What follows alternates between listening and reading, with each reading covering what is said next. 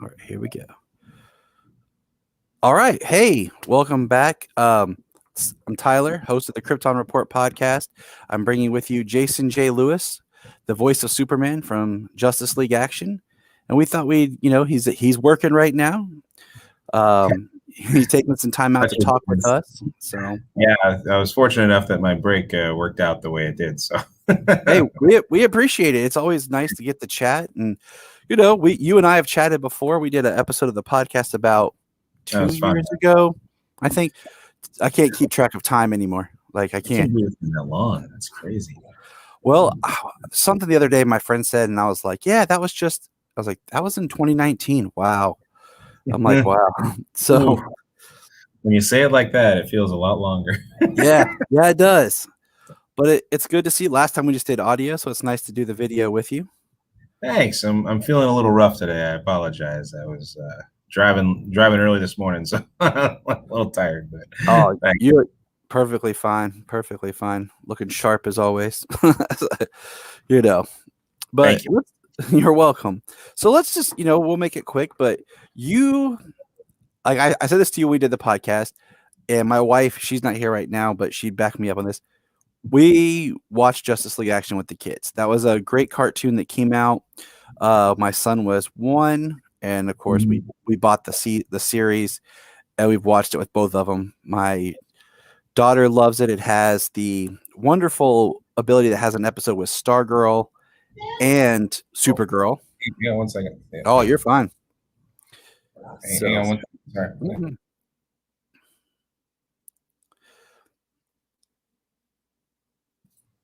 Hang on 1 second. Let me just check on. Oh, you're fine. Yeah. For anyone who doesn't know, Justice League Action was on Cartoon Network. It was a new Justice League cartoon that had all of our favorites, and it was in that kind of model of 10-minute episodes. And Jason did several of the voices on it, Superman being one. It had the Kevin Conroy as Batman, along with a whole new voice cast in different areas, but it also had familiars like Mark Hamill was the Joker. And sadly, Justice League Action was only received 1 season, or you know how animation works, where you have different episodes or they stretch it out. And it was streaming for a while on Hulu, but I think currently it's not streaming. I'll double check while we're here live.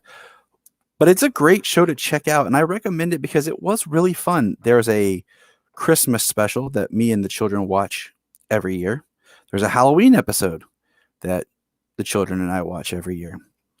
And it was a nice, fresh perspective of just, it wasn't the high end like a lot of the Bruce Timm stuff, but it wasn't the low Teen Titans Go. It had a nice blend that made it refreshing and fun for anyone of the family. So we'll check right here. It's still on Hulu. It's saying that it's streaming on Hulu, so that's nice. So if anyone's out there and is not familiar with the show, because it felt like the show kind of came and went before anyone knew it happened.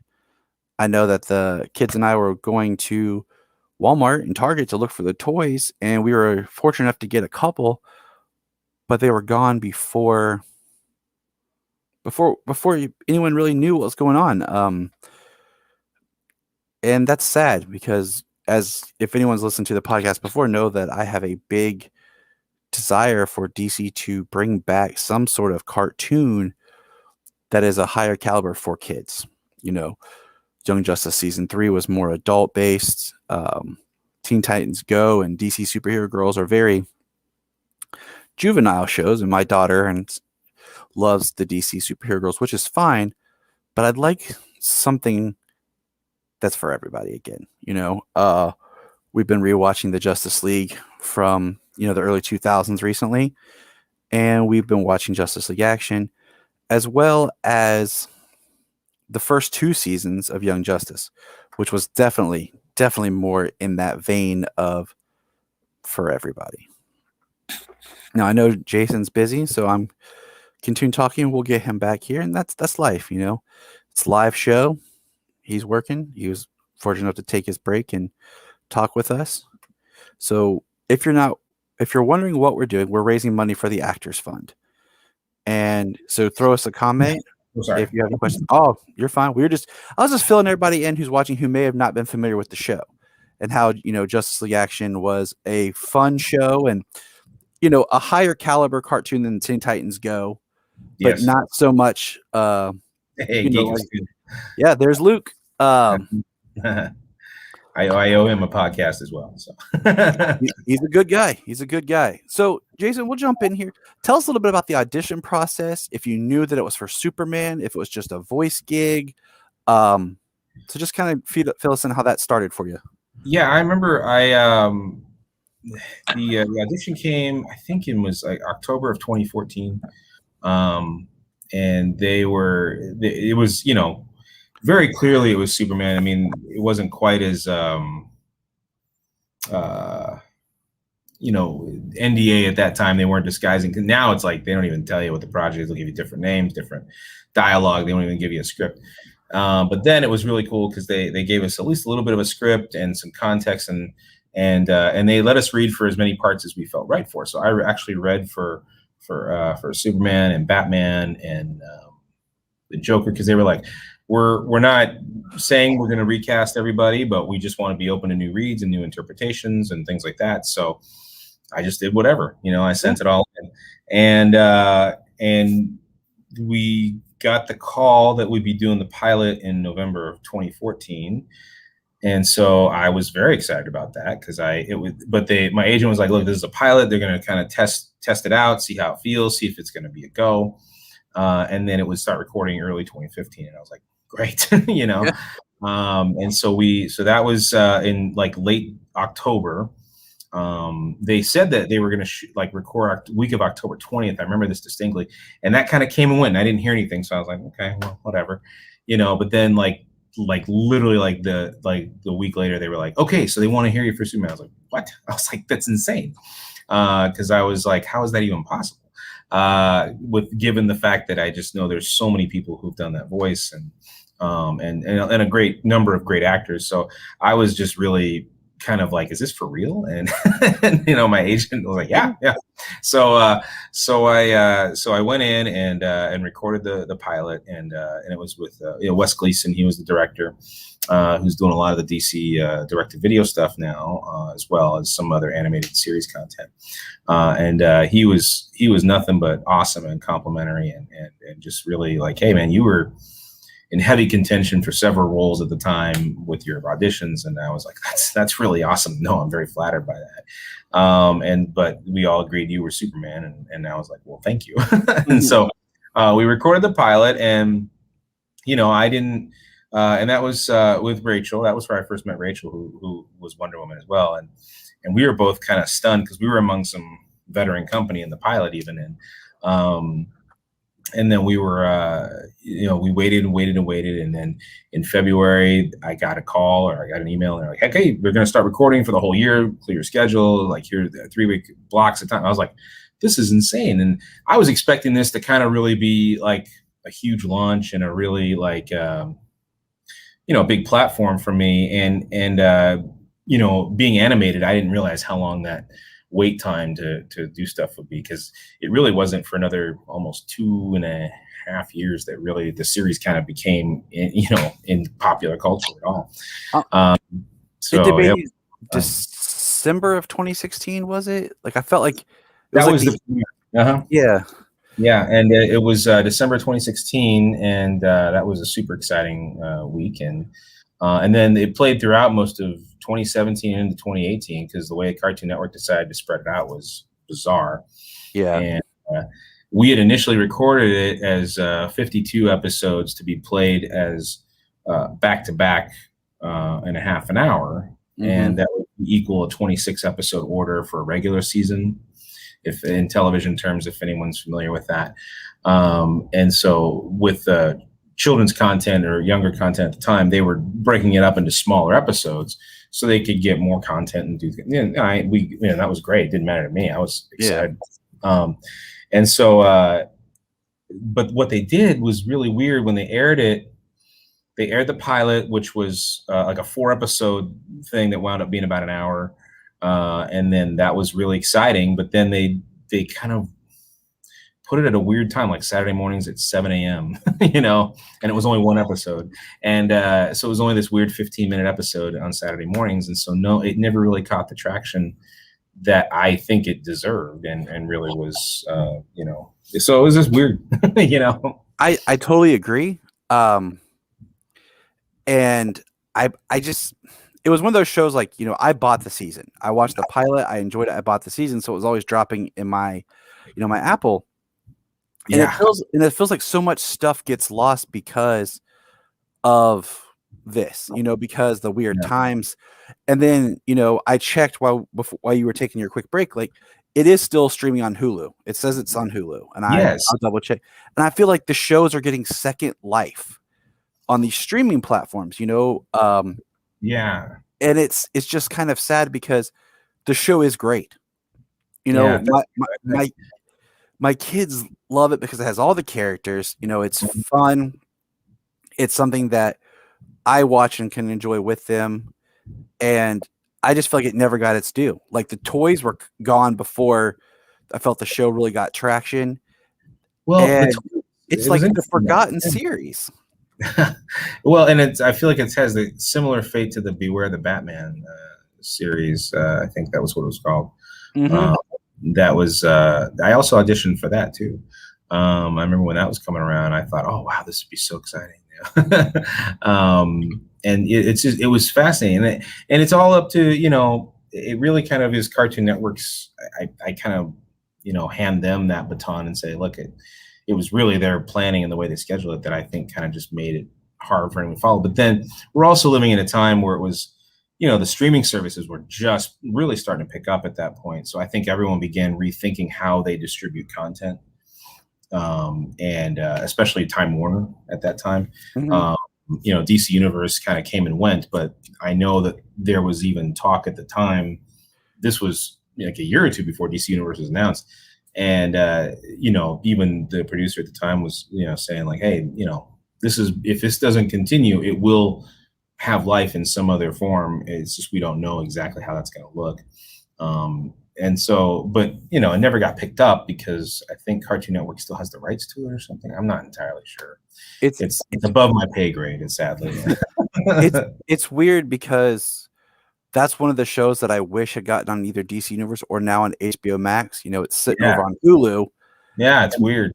Yeah. And they're bringing all this DC stuff together. And I'm like, this is one of your shows that if you brought it over here, you would have second life to it. I actually think I agree with you on that. And I think it's just one of those things where it's a matter of time. I think it's a matter of time before it eventually ends up there. I mean, we see Beware the Batman's on there, and, you know, some of the other stuff that, you know, had a similar experience, and people are getting to experience those series as well. So, but I think what really helped us were the shorts that we did that went on YouTube directly. That was something I was going to bring up. Yeah, those really helped it get out into the zeitgeist a little bit more. And once people saw those, they're like, "What's this show? This is really funny and very clever." And the shorts were brilliant. And I think that's what turned people on, because they were like, "This is a different brand of DC than we've seen," and it was refreshing. You know, it kind of reminded me a little bit how they did the Batman Unlimited. Kind of boggled my mind because they did shorts on YouTube and then they released like 3 movies and they had all these toys. You know, with you guys, you're like, hey, we're doing shorts on YouTube and then episodes. Yeah. But no one knew about the episodes. And it's heartbreaking because, like I was saying, I really found your Superman voice to be awesome. Like, thank you. Yeah. It's refreshing and new enough, but has its own stamp to it. And, you know, my wife and I were listening and talking about stuff, preparing for today. And we watched a video that's on YouTube of yours where it has all the different voices you did for the show. Oh, yeah. Thank you. Yeah, I put that together because I feel like people should know I got the opportunity to do a lot of fun things in that show. So and it was really cool to see that. And, you know, your Superman voice it's classic, but it has a new take. And I feel like you've just kind of gotten lost in the shuffle. You know, we see a lot of people come and go, like with the animated films where they're like, okay, we'll do this person for a one-off. And I felt like, man, you deserve another chance at voicing the character and something else. because it is a great Superman voice. Thanks. Oh, you're welcome. I'm telling the truth because that's what I do. Truth Well, and justice, right? I never lie. So you mentioned that when you walked in, you had seasoned talent. Did you know that like Kevin and Mark were cast At that time, before it that? was different. Kristen, I'll answer that in a minute. Don't worry. The and yes, Luke, don't worry. I'll maybe at the end here I'll tease it. So anyway, so yeah, the pilot, I'll refrain from sharing that because I don't want anyone to feel bad, about we didn't work, because they're all great talents and they're all doing wonderful things now. But no, at that time, no, I didn't know Kevin or Mark were involved, and it was two very different people cast in both of those roles at the time. And so when I came back to do the series, though, the day I walked in, it was I walked in and Wes is like, "Hey, Jason's here, Superman's here, it's great." And I'm like, "Yeah," and I'm like jazzed. And he's like, "We're waiting for our Batman, Kevin Conroy, and he'll be here." And I was like, "What? Wait, what happened?"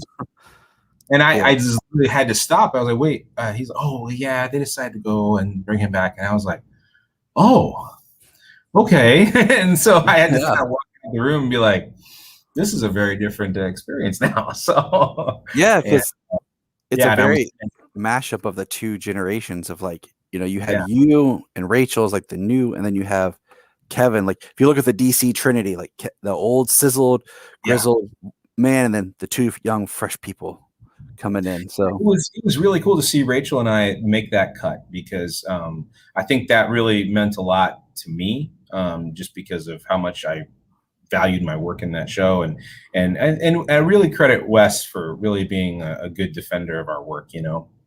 Wes really does try to find new talent for things, and it was really awesome that he was able to do that. I don't know that it would have happened now, because there are so many celebrities that that they want now for things, because silly things like Instagram followers and stuff, and they think that has some bearing on viewership. And I just think that that's kind of not true.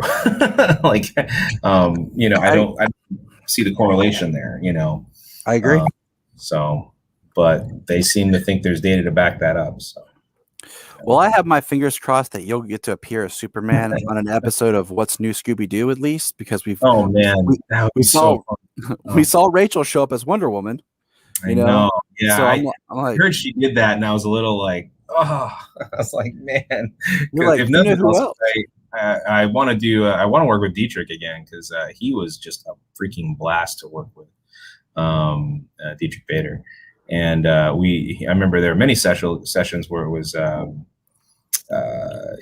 me, Rachel, and Dietrich, and no one else, because it was scheduling and stuff. But we would just have great conversations in there about stuff, and he was just so welcoming and so nice and so encouraging, being kind of our first rodeo with that level of people, And Mark was the same way too, because even though I only saw Mark a few times, like he was always like just super jazzed that we were there, and like really liking it.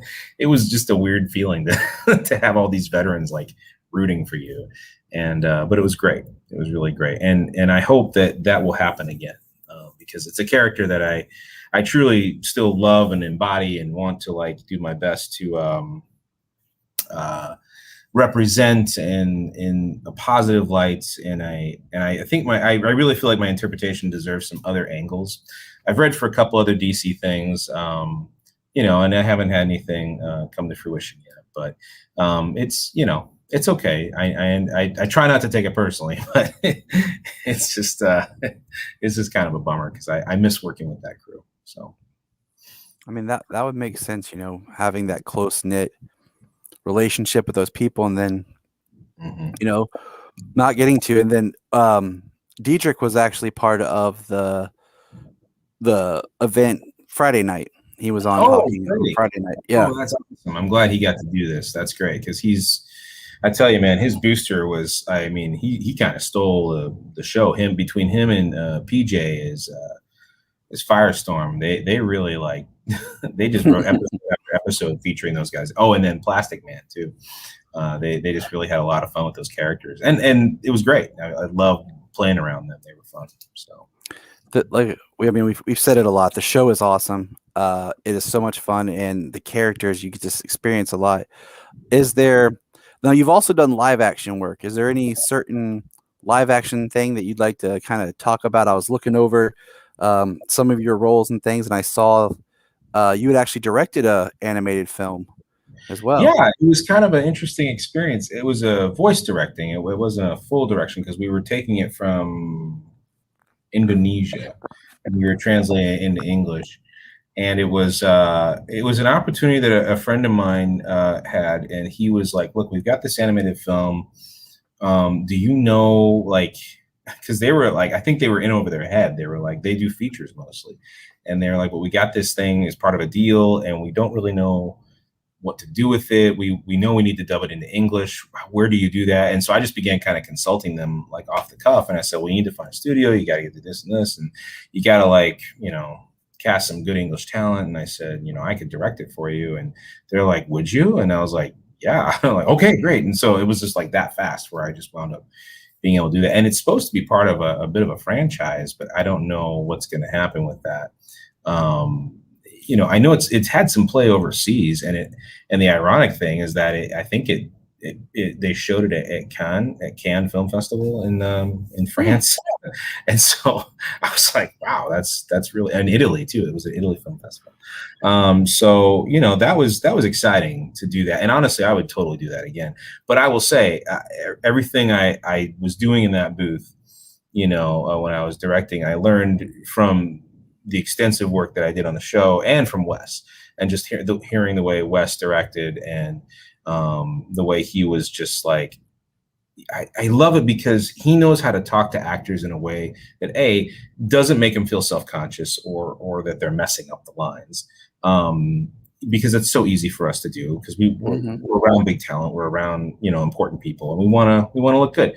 But he never makes the actor look bad. He always, like, even if they're really having a hard time, like, I watched him in a session once with an actor where voiceover wasn't his thing, and we had to do several takes of the line, and it was interesting to watch, because I knew from my experience, like, I could tell Wes was really trying to get a certain performance from him, and he just really was patient with him and worked with him until he got what he wanted, and the actor kind of like figured it out. But it was really, really interesting to watch. And that's the mark of a really great director, when he's not just sitting there giving line readings.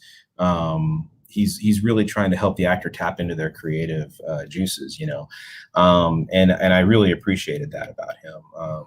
We've done several other projects since then. And he's called me up a couple times for a few things, very, very small little things here and there. And there's another one that I can't say what it is, but I have a couple of small parts in an upcoming straight to video Cool. DC, I think in the next year or so, but that Wes is directing. So it's very exciting about that. But and it was good to be able to work with him. So again on that.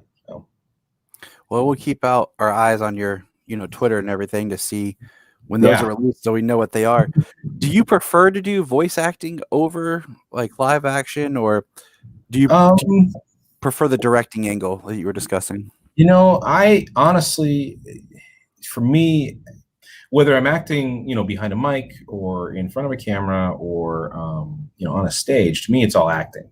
A lot of people on the other side of things, like on producers and cast directors, for some reason in their mind, it's very, very different. They're like, well, you're a voice actor. You're this. No, to me, I'm an actor, and I will take my technique and put it behind a microphone, or I'll put it in front of a camera, or I'll put it on stage.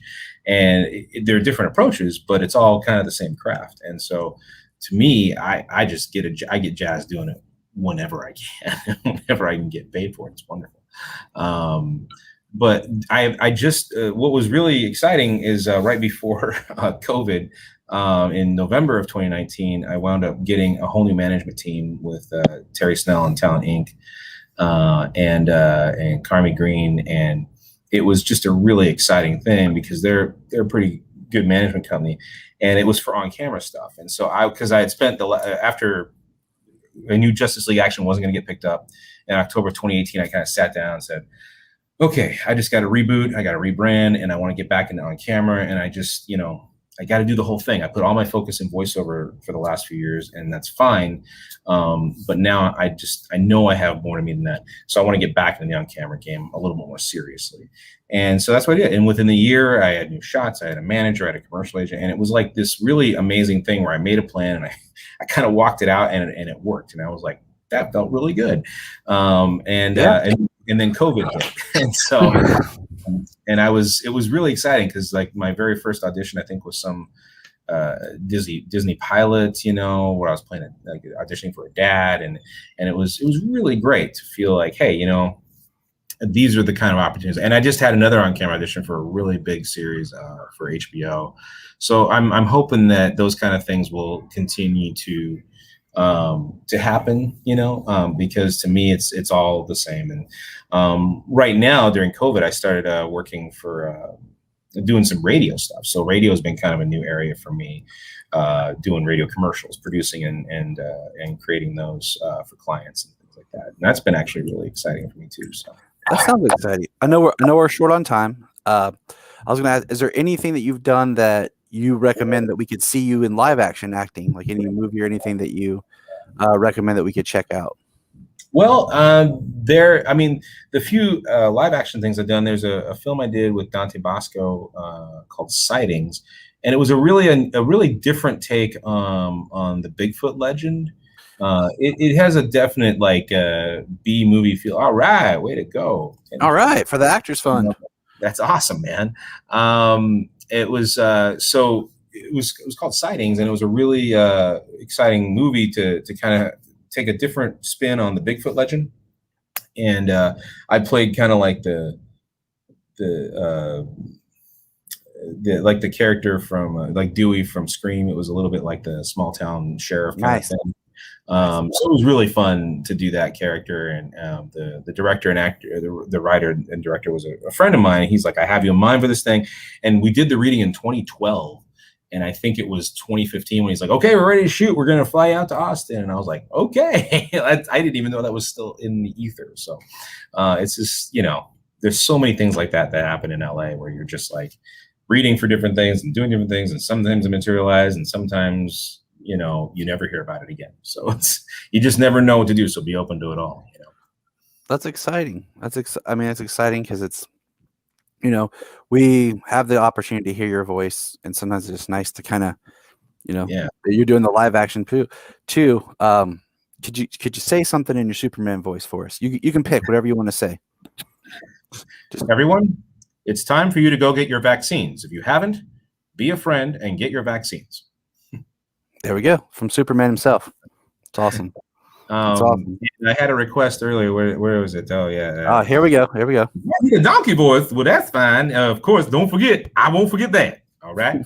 If you want, you can also check it out on DreamWorks TV for what's called Swamp Talk with Shrek and Donkey. So that's a whole other series I voiced with them, and actually it was motion capture as well. So it was really fun. Okay, that I would like to see, like the like just. You doing the voice in the mocap. It was me and Michael Goff from Gears of War. He and I, he was Shrek, I was Donkey, and we would physically be in the same room, motion capture, and then I got you, Luke. And then we would be acting it out. And some of the previs stuff is truly fascinating. So, I recommend checking that out. I got to go. I hate to be. Thank you. No, you're fine. Actor, but I do have to go. So, but you guys have been awesome, and I'm glad you raised some money. And as always, it's great to talk to you, Tyler. So great talking to you. Thank you for doing this. I know it's kind of like a last minute thing we kind of pitched at you, so I appreciate it, man. Awesome, man. Talk to you guys soon. Okay. All right, buddy. Bye. All right, man. Bye. All right, everybody. So that was Jason J. Lewis, the voice of Superman from Justice League Action. And like I had said before, I feel like Jason sometimes gets forgotten for his work as Superman because, the show didn't get the chance. So Kelly and I are I'm gonna bring Kelly on here. We're gonna talk a little bit about just Superman, the voice of Superman, like the importance of the character, but also like who all has voiced Superman. And Kelly, welcome joining us here. Thank you for having me. It's an honor to be brought on screen for the first time all weekend. I've been feeling like a wallflower, y'all. Yeah. Yeah. So Kelly's been very much a powerhouse behind everything here. And so we're going to kind of just touch on the voice of Superman. Now, I think it's awesome that there are so many wonderful, amazing, talented people who have done the character. I'm going to try to throw a link up here for a voice that's a video that's on YouTube. It's long. It's like 40 minutes, so you don't have to watch it right now, but it has a great scope of every little detail of Superman. And what we're going to focus on in this discussion is what I call the majors. Okay. Yes. The ones that have done and probably have put their pen staple on it the most, that I feel that the sounds resonate afterwards. And are we able to bring this on screen? Okay. I know we are putting this together. We had this epiphany like just the other day, and I was like, we could talk about this because we have two Superman voice actors, as well as we had, Dietrich, who did Batman, and I was like, why didn't we think of this sooner? Yeah, because we didn't think of it sooner because we didn't know we had time to fill. We're like, let me see if I can pull this up and do some screen sharing. Don't mind me. Well, while Kelly's figuring this out, I'll just keep talking because that's what I'm good at. I love you for that. The original voice of Superman was on the radio, and that was Bud Collyer. And Bud Collyer, and there's a great story that many people don't know. Do you know why kryptonite was invented, Kelly? Yes, because of the radio show.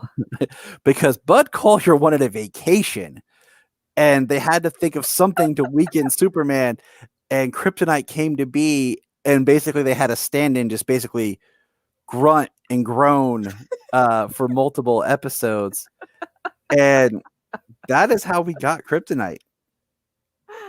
That is just the most hilarious thing. And now it's part of it. And now it's so wrapped in the tapestry of the character that you can't do anything without it. And in this picture right here that we have up now is a still from the video link that I shared. And you'll see Jason there. He's clean shaven though, right above Nick Cage, right below yes. Tom there. And Bud is up there in the top. And I just want to interject with something that Charlie said in the panel that opened yesterday, that every single person who plays Superman, I know some people are like, well, this person doesn't count or this person sucks, but every single person that plays Superman, as far as I'm concerned, is Superman, and they all kind of put their mark on the character. And so all Supermen are beautiful.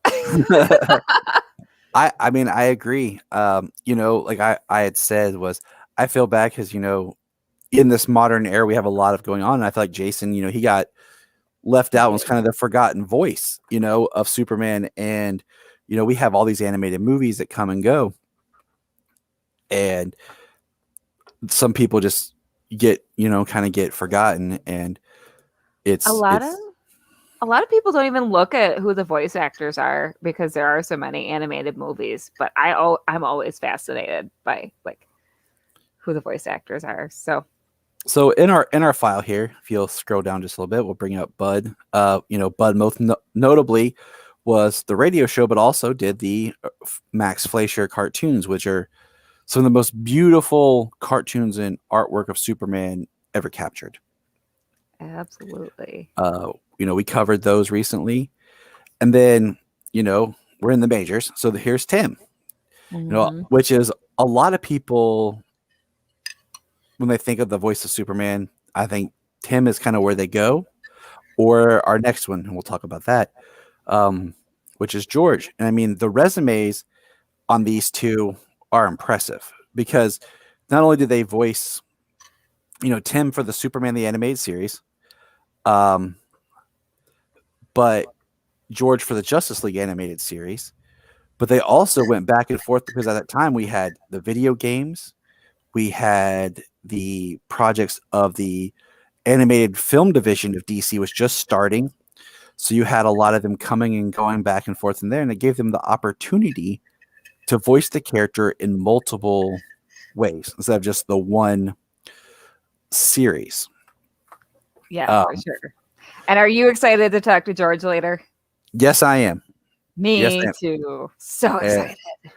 Kristen, I'm going to give Kristen a shout out because she's not getting a praise because she hasn't been able to be on screen this weekend due to internet issues. But Kristen just did amazing with our guest list and all the things she's done behind the scenes. Okay, we could go on.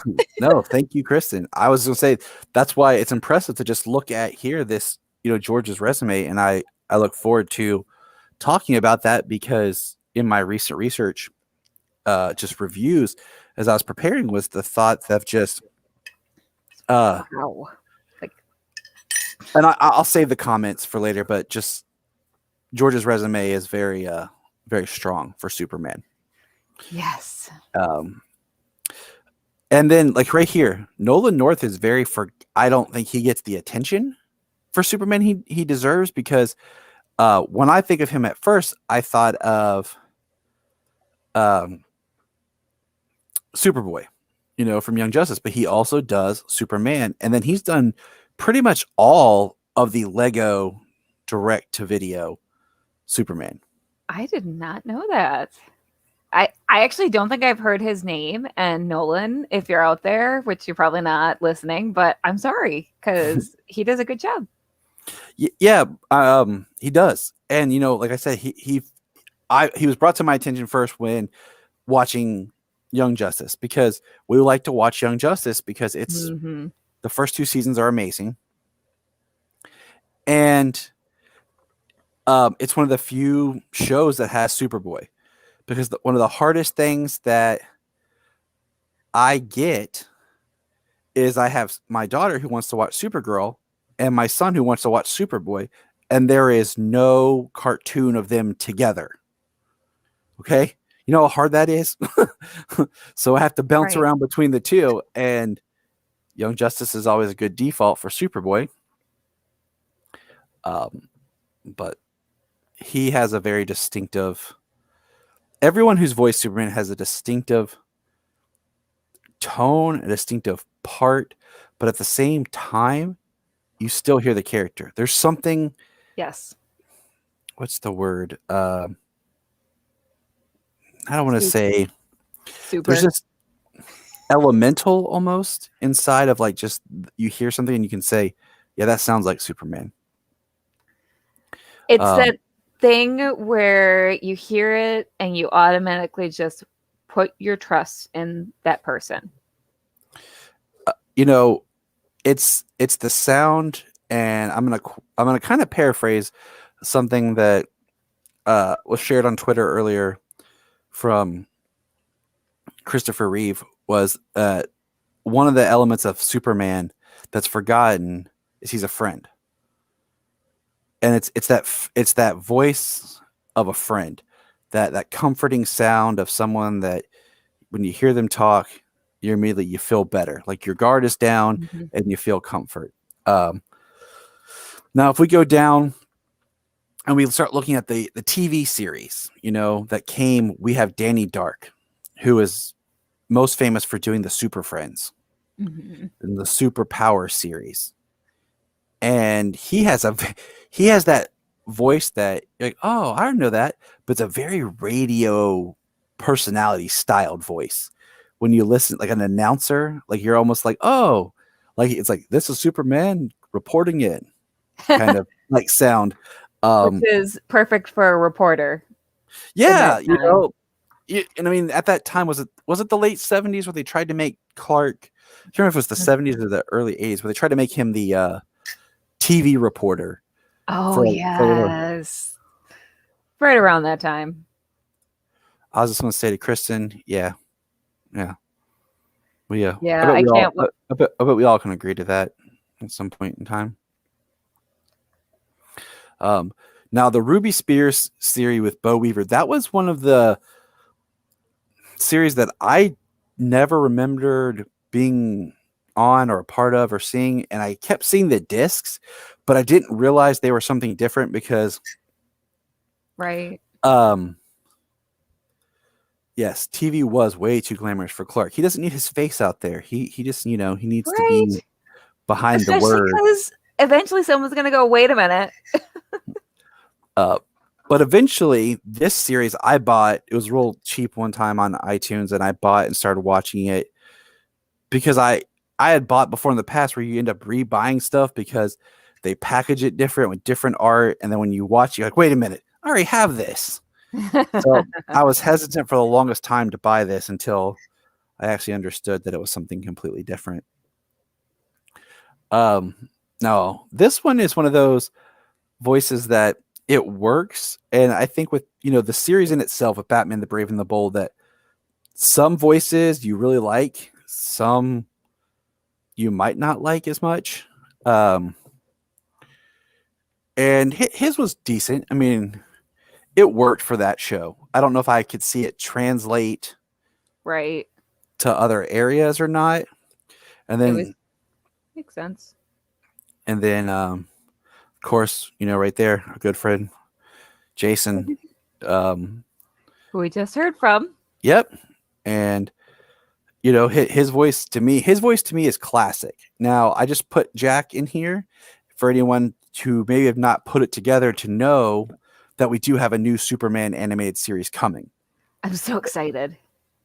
And this is all the artwork that they've really revealed. And then, of course, a picture of Jack from his current series, The Boys. I know not everyone likes the art style of the new She-Ra, and that's fair. But I like the art style of the new She-Ra, and I like the new She-Ra. So if you like the new She-Ra, you probably will like this, and if you don't, you probably won't. Basically, it reminds me. I'm trying to think. I'm thinking of She-Ra and everything, but to me, it reminds me of the new Voltron, which is also on Netflix. So I think it's probably the same style, right? And I like the new Voltron. Now this is where it gets fun in the animated films. Yes, lots of stars. We have had a lot of animated films where they started, like we were talking about with Jason, the one-offs. Adam Baldwin, who did the very first DC Direct DVD, was Superman Doomsday, which was one of those that I saw it the first time and I was like, this is okay.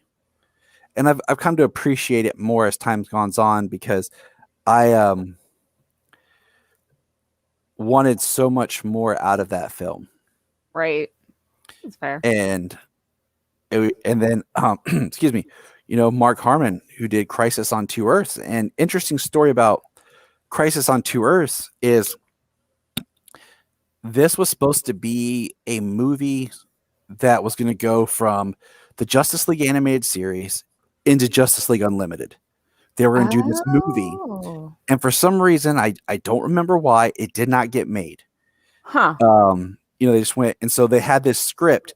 And now if you go back and you watch this film, you'll see in the who they have cast, like the characters and kind of the story of how that would kind of go there, because it has, the same Justice League members, and it's just interesting.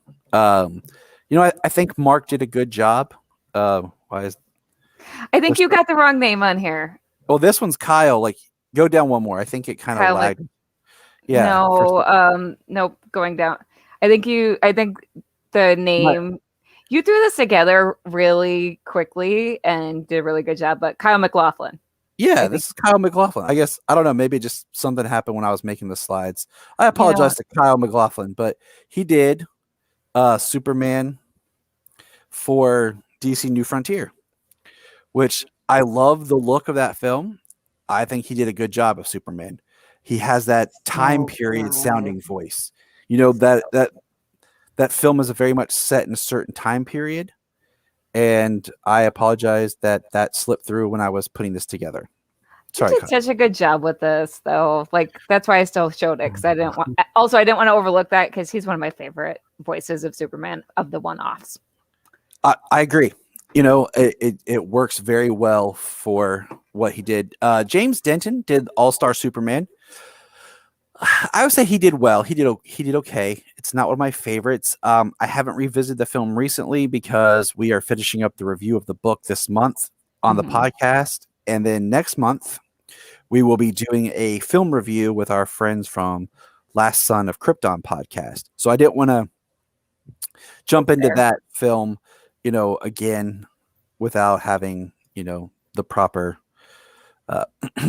And you and I have talked about how neither of us is very fond of this story, so that probably colored it a little. Yeah, I mean, people probably hate that, but I think there's parts I like in All Star, but it's not my favorite. Mark Valley here, I will say he did well as Superman, the voice that he brought for this project. Right. Looking, it's the same thing with Peter Weller as Batman. When you look at it through the lens of like the 80s, Peter Weller was RoboCop, and you have that older Bruce and what the Dark Knight Returns is. I think Mark Valley worked in complementing that mindset aesthetic to bring that right, that to life. So now this is Matt Bomer here is another one of those people that did an amazing job as Superman and his voice, and he was actually up for the role in live action Superman several times and he would have been great, passed over, and I feel like he missed his shot. He recently did he's Negative Man on Doom Patrol, and didn't he do the Flash for JSA World War II? Yeah, World War II. Thank you. Now this is one that I always thought was awesome, was that Sam Daly, son of Tim Daly, got to voice Superman. And there's on their YouTube, there's a great little video. It's called the League of Supermen or Club of Superman, that has Tim Daly welcoming his son to the club. I've seen that. It's so cute.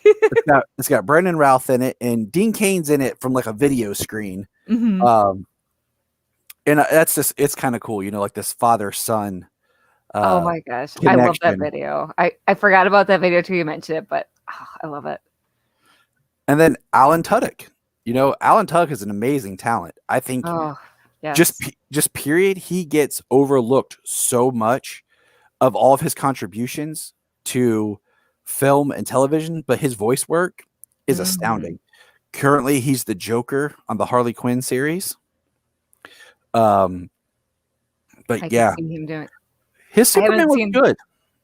Yeah. And then it's so interesting because Justice League War in general has a lot of people who did that film and then left after that one, because Jerry O'Connell here comes in and takes over as Superman for the remainder of all the connected films. He's so good. And then his wife, Rebecca Romaine, is Lois Lane. And that's just kind of a neat connection that you have an actual husband and wife. And I love that because, yesterday for Superman Day, one of the things that we did is we watched The Death and Return of Superman. Nice. And that is a great film. I've talked about before how I hate how it always seems like the only Superman stories that matter are the deaths. But that film is just awesome. And I think having them as a husband, wife doing Clark and Lois brings depth to it, as well as you had a husband and wife pair who voiced Ma and Pa Kent in the Justice League and Justice League Unlimited cartoon series. It was Mike Farrell and his wife were Ma and Pa Kent. So that I like that. Now this one blows me away because, like, when I see Jason Isaacs, I think he's an amazing actor. First of all, he's so good. Yes, thank you, Kristen. Thank you. I could not remember her name. I apologize. She was Ma Kent. Jason Isaacs blows me away because when I see him, I think of The Patriot, Harry Potter, Yes. Dragonheart, because that was one of my favorite movies as a kid. And then the fact that I think of him, this English, actor, and then that he does Russian Superman. Right? Just incredible. Like,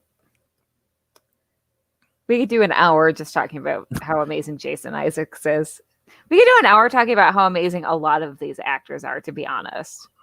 Yes. Now, Darren here is the newest actor to kind of pick up the voice of Superman. Darren. And, I know he was on Glee because I remember them talking about him being cast when he was going to be on The Flash. And I was like, oh, okay. And then he was on the episode of The Flash as the Music Meister, which felt more like a Mr. Pitalik. Also kind of felt like a Glee reunion. Yeah, it did. It did. It was fun. But I really like Superman Man of Tomorrow. Yes. We recently rewatched that because Jania watched Justice Society World War II with us, and she had not seen Man of Tomorrow. So at the beginning of the film, where you see Flash running, and then all of a sudden there's Darren Criss as Superman from Man of Tomorrow, and I got super excited. She was like, "Why are you like this? Is a little. I know it's Superman, but calm down." So like, why are you so excited? I was like, "No," I was like, because it proves my theory that they were gonna connect them. And she's like, "Connect what?" And I'm like, "Oh yeah, like you got to watch the other one." Oh, the pitfalls of being married to a nerd. My husband could tell Junia stories like they could bond over that. That'll be its own podcast, the Being Married to Nerd with Jania and Thomas. Oh my gosh, he's still not over me spoiling who the Red Hood was when we watched that movie. Oh man, I didn't mean to. I forgot that people who don't read comics don't know who the Red Hood is. I'm not going to spoil it on air just in case anyone out there doesn't know. Well, if my kids were here, they'd flat out tell you, because for some reason that's their favorite Robin. He's so good. He's not my favorite Robin. He's my favorite Red Hood.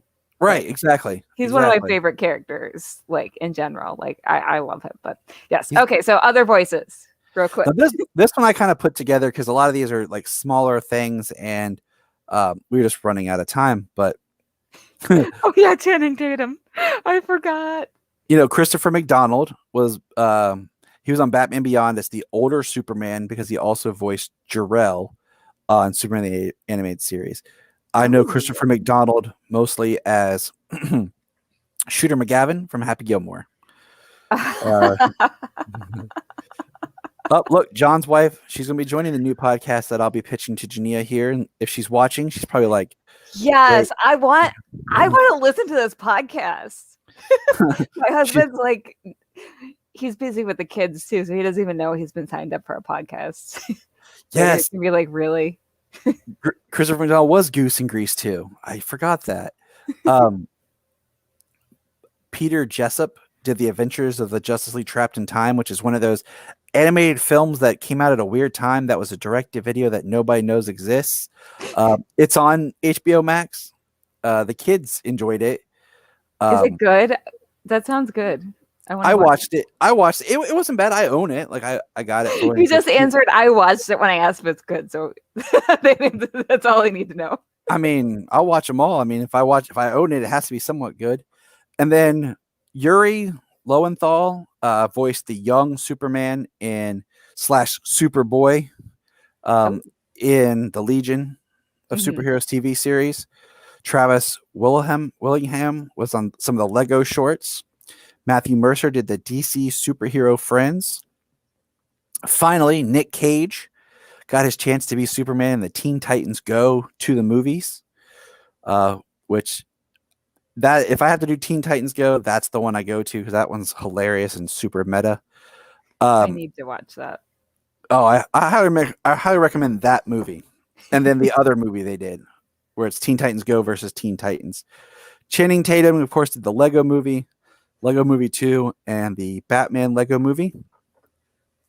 Max Mittelhelm did the DC Superhero Girls, and James Walk currently did the voice for the Harley Quinn cartoon series. I think the only one that I missed, and it was in my notes, was the voice for the Crypto the Super Dog. So that's just a quick Nice. look at, the different voice actors and how much that this character has been prominent with, major talent. And I highlight anyone who enjoyed this panel stick around for later this evening when Kelly and I will be talking to George Newbern. Yes, we're gonna. Oh, that's gonna be so much fun. So let's do a little dance because that was a really lame dance. But okay, we made it. We made it. We made it. I'm so excited. Yeah, we made our goal. Our goal was $1,000 for the Actors Fund. We're over our goal. It's 1,020.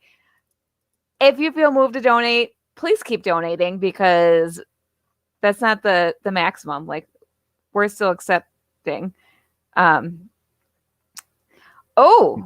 Lauren says, oh my gosh, our comments just popped up on me now.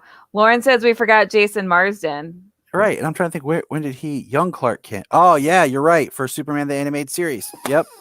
I was trying to think. Lauren. I was trying to focus just on adult Superman, but yeah, you're right, because Jason is one of my favorite voice actors, and I was like, yeah, you're absolutely right, because that's young Clark Kent. But yeah, good call, good bringing that up. Thank you. Lauren has been excellent in our green room, and thank you, Carlin.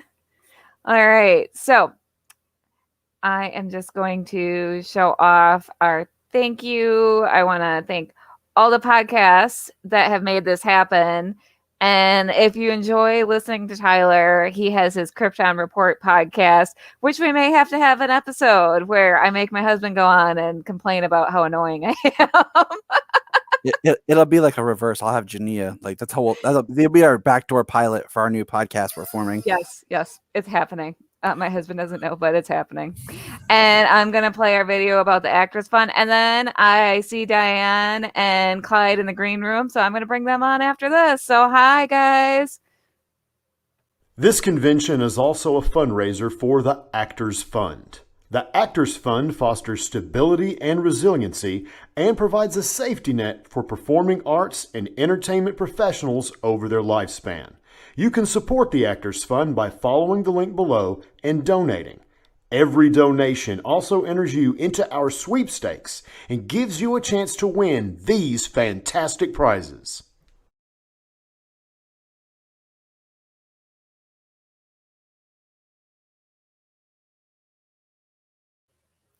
All right. Welcome, Clyde.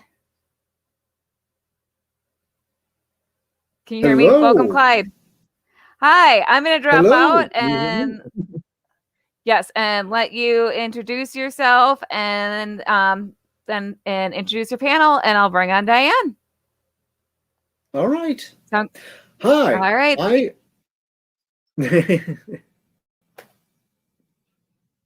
Hi, I am Clyde Hall, and welcome to the Q&A panel with special guest Diane Sherry Case, part of the virtual celebration.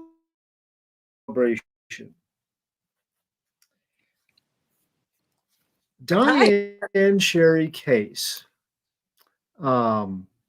She has had a long and varied career in the arts. She started as a child actor. She is known for her role as Lana Lang, the first superhero's first girlfriend in Superman, the motion picture, the movie. But Diane has her own superpower. She's also a word wizard. She has been an author. She has written short stories and 2 novels, at least, and an award-winning filmmaker. So she has worn many hats.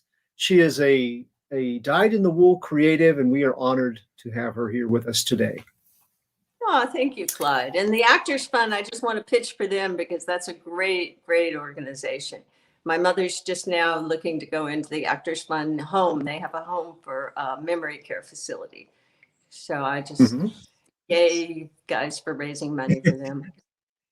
Yes. Well, and, think of all the times in the last year when the work of a writer or an artist or somebody sometimes just throwing out their work when their venues shut down, and they put their work free online to help boost morale and get people through our pandemic situations, it's the least we can do to pay something back and to say thank you.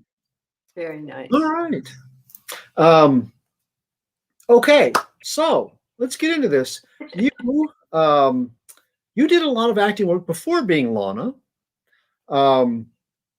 You you were in some films such as Pretty Maids All in a Row with a lot of veteran actors. You did a lot of television and commercials, and one of the ones that caught my attention, you were a daughter to Bing Crosby in the Bing Crosby Show. Do you have some recollections? This is for as young as you were at the time, that's a very prestigious sort of role. So how did that work out for you?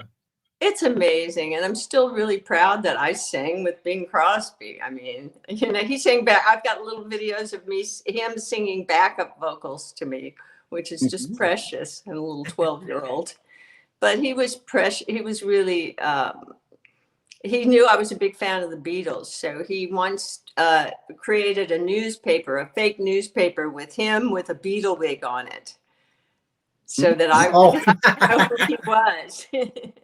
Right. Trying to get in my good side by being a Beatle, and he got me invitations to see them at the Hollywood Bowl, and then he got me an invite to meet them and sent a letter to them, and they were big fans of Bing Crosby, so that was really nice to be able to deliver that letter. And I still have pictures of me with each Beatle. I mean, this is that. Nice. Yeah, that's my big fame. Okay. Any Beatle moments you want to share? Any anecdotes of actually meeting Paul was with Jane Asher, who had long red hair at the time, and he said, "Oh, you have hair just like my girlfriend's." And that was very exciting to me. Kids were picking up cigarette butts that they had smoked. I mean, that's how. Well, it was a revolution. I mean, when they said they took America by storm, they were not kidding, right? I mean, well, yeah. I mean, pop music, rock and roll as we know it. I don't know. That whole generation of guys in the 50s and 60s, they all played guitar practically because of the Beatles. Everybody plays Blackbird, Yeah. Yes. In my ex-husband, I'm sure it was the Beatles that partly influenced him to become a musician. Right. So you have said in other interviews that you were a writer first, and then you decided to get into acting. And part of this was because, if I have read correctly, you were born in Missouri in the South, and then because of your dad's career change, you moved to Los Angeles. Is that right? Yeah, we moved. Actually, my mother wanted to be a movie star. And my father got a good job at Price Waterhouse. He was an accountant and a tax lawyer. So we moved out here. They were very young. They had me when they were teens. And my mother got disturbed that I was so much more successful than her. So she quit my career at 13 when it was at its peak. So I had to keep restarting my career as I got older. Right. Until I moved out of the house and tried to. Oh, no. Are you okay? There you go. Yeah, my tripod is kind of funky. Sorry about that. It's okay. Hard on I was afraid maybe you taking a tumble, though. Safety first, okay? There goes in my phone. Okay, so you're there. Did you have what age did you begin really wanting to pursue and start an acting career? Well, I was doing theater when I was really young, like 5. And I started acting professionally when I think I was about 9. And I just loved it. I fell in love. My first role was a role called, it was a series called The Bill Dana Show. And it was a role called The Brat. And I got to play really bratty. And at my house, my parents were really strict. If I talked back or did anything, it was like slap, hit. And so here I was totally free to be a brat. And actually, people had shin pads on. I could kick them. And I fell in love with acting because I could finally express anger that had been repressed for years, I think. Venting is acting. Yes. Yeah, it was wonderful. And I loved the audience. They did a live audience, 3 cameras in those days. And so it was like doing a play. It was really a joy. Okay. I really loved acting. But I had always written journals. I guess the reason I say I was a writer first, because I started diaries when I was like 7, those little locked diaries. Mm-hmm. And I've been journaling ever since. And I teach therapeutic writing, so. Right. Yes, the writer has continued on. It sounds like it was something that you relied on during your career as an actress, and then into more creative fields like directing, and then now you teach and you are a published author. So It's always been there, hasn't it? Yeah, it's always been there. That's always been in the background. And I paint now too, which is fantastic. I had a big art show a couple of years right before the pandemic. So that was very nice. I saw the gallery had some of your work up, and I saw that, and it was beautiful. It was very impressive. Yeah. On Instagram, I'm Diane Sherry Case on Instagram, and you can see all my paintings, a lot of them. That's mainly what my Instagram is. Okay. When you got into acting, besides being able to vent some frustration as a kid, what did you have any role models that you like? When you would see a movie or a play and like, that's the person, that's who I want to be like? I think I liked Katharine Hepburn. And I also, the roles I wanted to play, I was really sad. I was too young when they did The Bad Seed. I wasn't acting yet. And that was a movie about a 12-year-old that kills people. Right. Manipulative and sneaky and cons people into thinking she's a real sweetheart. So I always liked complex roles, even as a child. I was really bummed I didn't get to play that. My first boyfriend was Johnny Provost, Boy and Lassie. Yeah. And he was in a movie called, what was that movie with Natalie Wood? It wasn't To Kill a Mockingbird. It was a Tennessee Williams play. I can't remember. Listeners, help us out. I don't know. I'm not sure. It was, I'm blanking on it. Anyway, he was in that movie, and there was a woman opposite him, but I think the director's daughter played the role, and a young girl opposite him, and I always wanted to do that. It was a scene on train tracks, and it was a Tennessee Williams play. What on earth was the name of that play? Somebody's got to come up with it. There's got to be a project. If our engineer is listening, drop that in there. Drop that in a comment. Okay, and then you got into acting, and based on the people that you saw, perhaps, or worked with, one-on-one, did your role models and the people that you wanted to emulate, did that change any? And if so, who? I was just always very, I took my craft very seriously. So I played Julie Andrews' sister in a movie, and George Roy Hill was the director. And the assistant director went up to put fake tears in my eyes before a scene. And I remember I was about 13, and the director said, no, she's an actress. And I was like, yes. Yes. So I always took it very seriously as a craft. It was a saved my life. I always say in my therapeutic teaching, writing and stuff, that art saves lives, because I was kind of messed up as a teenager, and then I got back into acting, studying acting, and it really saved my butt. I always say, if you don't use your imagination, it will use you. Yes. And stories can save us.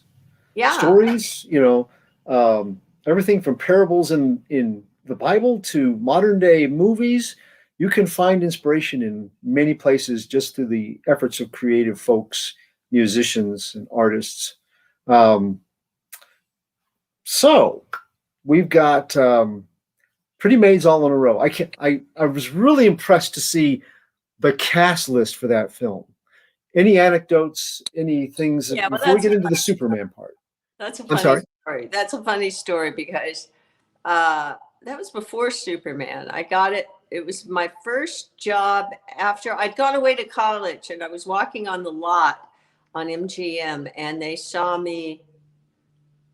Was it MGM? Yeah. And Roger Vadim and Gene Roddenberry saw me walking. And I guess they wanted a redhead because they had a blonde, brunette, black woman, Asian, and they were trying to fill it out with, different pretty maids. And they took a liking to me, and they kept offering me more money. And I had gone away to college. It was my first year of college. So I kept turning it down. But then they offered me this tour of Europe to promote it. And that sounded awfully exciting to an 18-year-old. Right. And, but, I had in my contract a no nudity clause. And there's a book about Gene Roddenberry, his biography, that talks about me and how mad Vadim was that he thought I would come around and do my nude role, but I never did. So they kind of took my part away from me, and I ended up having a bit part because I didn't want to disrobe. I was scared my grandmother in Missouri would see it or something. Well, yeah. I saw where Roddenberry was involved in, was it the scripting? He was a producer. Okay. And Jimmy Doohan from Star Trek was part of the cast too. I mean, that cast, that was a huge. They had me interviewed for Star Trek too, and they had me in saying, we want somebody just like this girl, but a little older, androgynous looking. They thought I was androgynous looking. I don't know. So I guess some role in Star Trek got cast. I don't see how they could think you were androgynous looking, but short hair. I don't know. Kristen Marie says the property is condemned, perhaps. Oh, that's what it is. That's what it was. It? Yes, Kristen, you got it. You got it. And yes, please submit questions for us. We will field them because I could hog this whole interview, and I don't want to do that. So yes, pose any questions you have. Glasses on. Let's see. And T. Hawkins says, I love your art posts on Instagram. It was meet you and present you at the Superman celebration. Oh, thank you, T. Hawkins. Absolutely. Okay, so let's talk. Is that the painter? I'm sorry? Mr. Hawkins a painter? Are you a painter, T. Hawkins? We'll see if they'll answer here. Okay. Let's get into Lana Lang. I gotta tell you, when I was a kid, Lois Lane was the big heartthrob of Superman, but for me, as a kid, Lana Lang. I could not see why Clark would not be smitten with Lana Lang. And when she was suspecting him of being Superboy, that he wouldn't just fess up and go, yes. Can we date now? That would be okay with me. Just a word for Trevor Hawkins. I hate to go back for a second, but Trevor Hawkins is a wonderful painter. I have a painting of his. I would just he goes, yes, I am. Okay. So Lana Lang being in Superman the movie, this part, can you tell us, how did this come up? Was it just you went and you auditioned, or was it something more personal, or how did it come up? I didn't even audition. Lynn Stallmaster, he may have had me into the office to meet, but he had cast me in the Bing Crosby Show. So he had cast me before in a whole bunch of things, I think. A lot of sitcoms and stuff. So, and Donner said he was up in Canada. He got a stack of pictures, and he liked the mischievous look in my eye. And I guess I had a lot of experience by then. So, well, on one of your interviews, you were talking about a Lana list, and it's grown. all the Lana actors. Live. I'm just going to limit it to live action because there's a lot of voice actors, including Jane Waldo, did her voice at one point. But we got Bunny Henning from 1961 Superboy pilot that was unaired, not used. So Diane Sherry Case from Superman the movie, 1978. Stacey Hyduke from Superboy, 1988 to 1992 TV series. Annette O'Toole played the role in Superman 3 in 1983. Kristen Kruk on Smallville from 2001 to 2011. Emmanuel Shrieky, Superman and Lois Lane, would be the latest, I believe, live action. And you know some of these folks, don't you? You knew them before, and then I'm just curious which ones you've met since. I was this first, I just want to say. The first, yes. First girlfriend is always the specialist. That's right. The one you don't forget. I met Stacy. We went to, I think it was Comic-Con Kansas City or something like that. We had a blast. We went out to barbecue. I think that's what I met her. Or maybe I met her at the Superman celebration in Metropolis. I can't remember, but we've run into each other a couple of times, and we've tried to stay friends, but we're just geographically far away. So okay. And So Lana's on. yeah. Lana's loose. Lana, this is the whole Lana loose on the town. Two Lanas, no waiting to go out and just have fun together. And I would now love to see I a- studied acting with her at Peggy Fury's when I was younger, before Superman, and never liked her, frankly. Snob. But and they couldn't find me. I don't know if they would have cast me or interviewed me or what, but they couldn't find me. I had gone to New York to do off Broadway theater, and with the guy that was the head of the drama department at Yale, and it was really brilliant things. But I kind of ditched a television and film career, didn't tell my agents where I was going, didn't tell, SAG. And that was in the days before cell phones, so nobody could get in touch with me. So I kind of blew that. So if you hadn't been off the radar in 1983, because I was looking, you and Annette O'Toole are very close to the same age, very close. So, I mean, that would have been ideal to have you come back. It was a great role for me, and I would have done a great job. I wondered if I wrote Richard Lester when I found out about that it was, and he said, "Oh my God, we already cast it. We had been looking for you." But yeah, that would have been. And I just wondered, because you said you were off the radar and doing theater in the park and underground theater in New York, if you'd even have been interested at that point in your career of reprising the role. Yeah, I would have done for sure. Okay. I loved acting in films, but what I was doing was very intellectually stimulating, and it really informed my writing. So it had a purpose in my life. So I have no regrets. Well, I had read about the Shakespeare reading. I'm sorry. Go ahead. Unless I think too hard about it, I might find some regrets, but I don't think so. Right. Reading about the Shakespeare, that time in your life, one of the things that helped me through the pandemic was the Shakespeare reading group online. And I'm not Shakespearean, but it was fun to participate and to bring that to life. What roles did you play in Shakespeare? Well, of course, what's her name? Ophelia. Uh-huh. And I can't remember. I did a lot of classics. I did I played Lady Macbeth once. And then at 10 years old, played Lady Macbeth. And Ed Harris came back and told her she was brilliant. I thought that was pretty cool. Neat. My kid's not in theater anymore. They're a poet, but they were very good. And but I did a lot of the classics like Eugene O'Neill and Chekhov. And I did Chekhov with Sean Penn. I did Eugene O'Neill. I did Noel Coward with Jeff Goldblum at the Loft Theater in Los Angeles. I did a lot of work studying and working with some really fine actors. What was your, I know it's hard to pick maybe just one, but overall, what was your favorite theatric role? What did you really enjoy? Boy, that's a good question.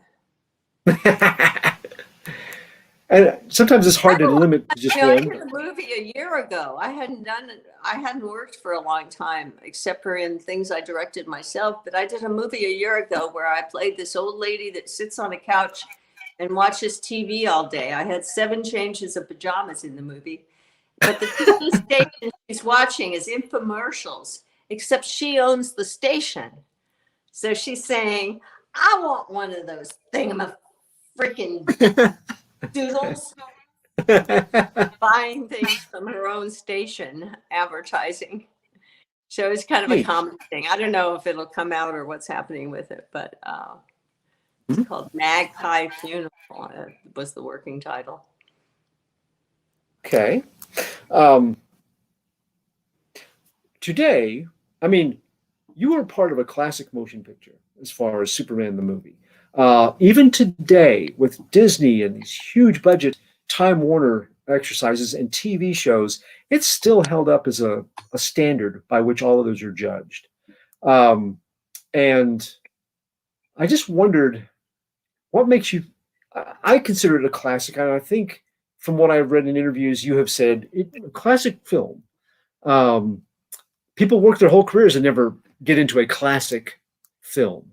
What makes it classic for you, though, when you look at it now with this perspective of time? It's perfect. Just a perfect. Christopher, are we having sound problems? You were cutting out just a little. Acts so well, and he made a perfect Superman. Margot was fantastic. It was funny. It was adventurous. It was beautiful, and all the special effects were real in camera. It was before, like, we did all CGI, so that's pretty fun to watch on a big screen.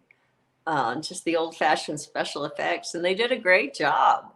It was the highest. Twice I worked on the highest budgeted film to date. The movie Hawaii with Julie Andrews was the highest budgeted in those days. That was, I think it was $8 or $11 million. Sounds so small now. And then Superman was the highest budgeted film to date when I did that. But, Trevor asked a question about my art. Should I address that, or do you want to keep going? Yes, please. Go ahead. Mm-hmm. He said that, you want to read the question? Sure. Please discuss your artwork, your influences and motivations. It's playful and intelligent.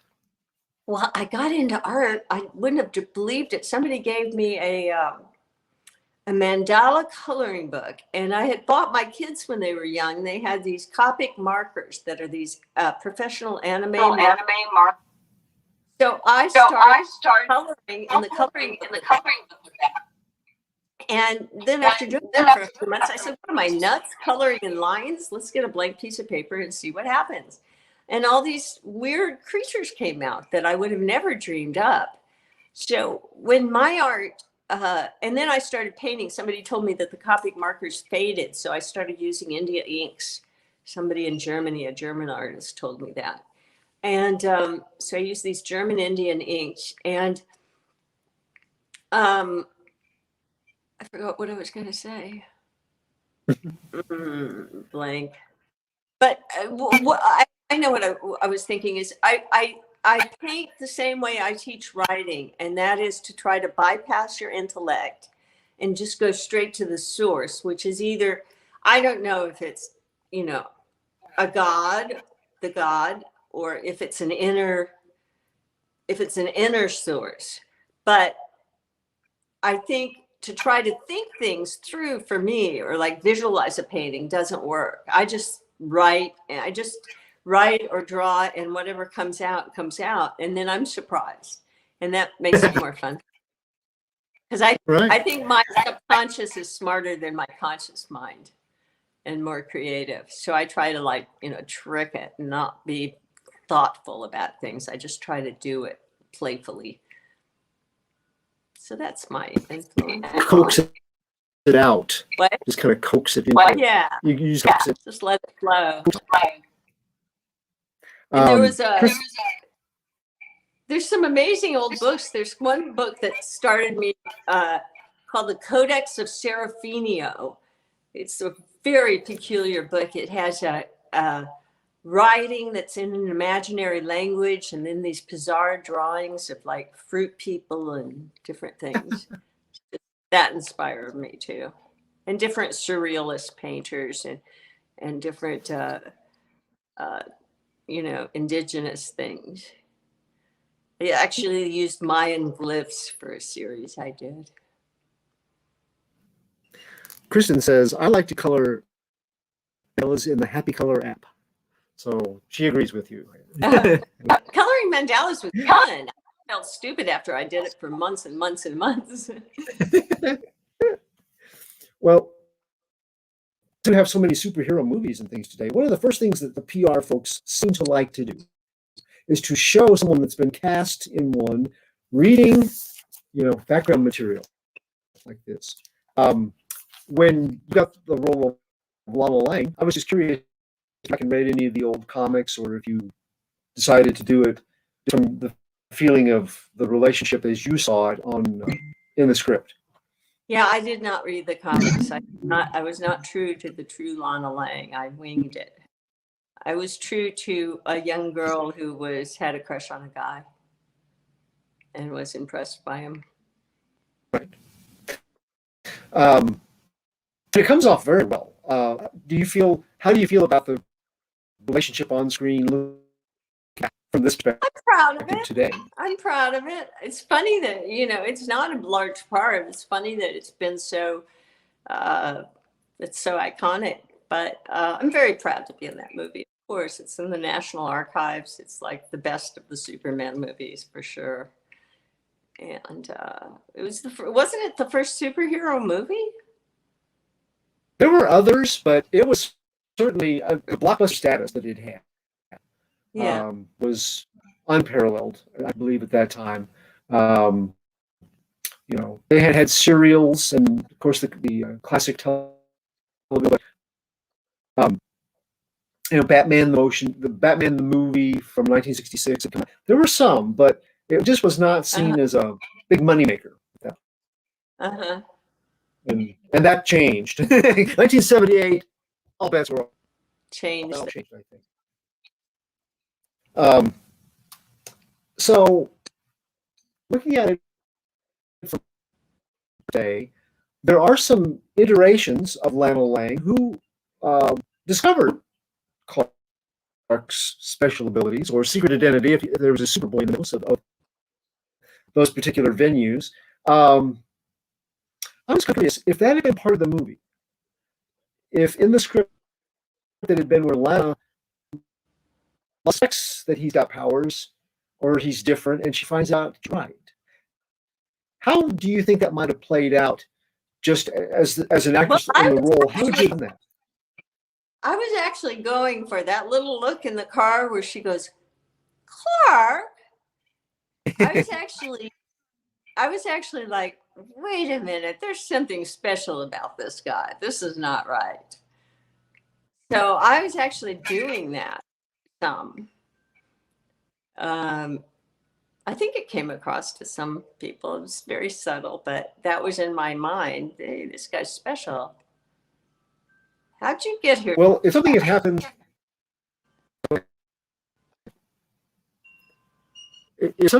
like in Superman 2, where he gets his arm in a fire and he's gonna burn. If there was some like that they'd added because they liked the nuance of what you put in there. They're like, let's build a scene on that.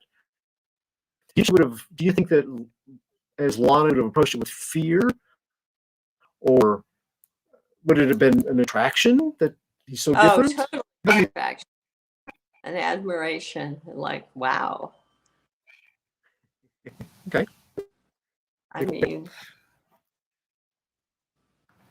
well, at the time, I could see it going either way. An alien being. I'm not really sure about an alien being, and yet you had done such a nice job of making them a quite kind of relationship between the two.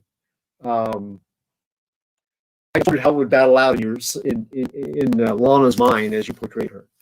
I think love would preside.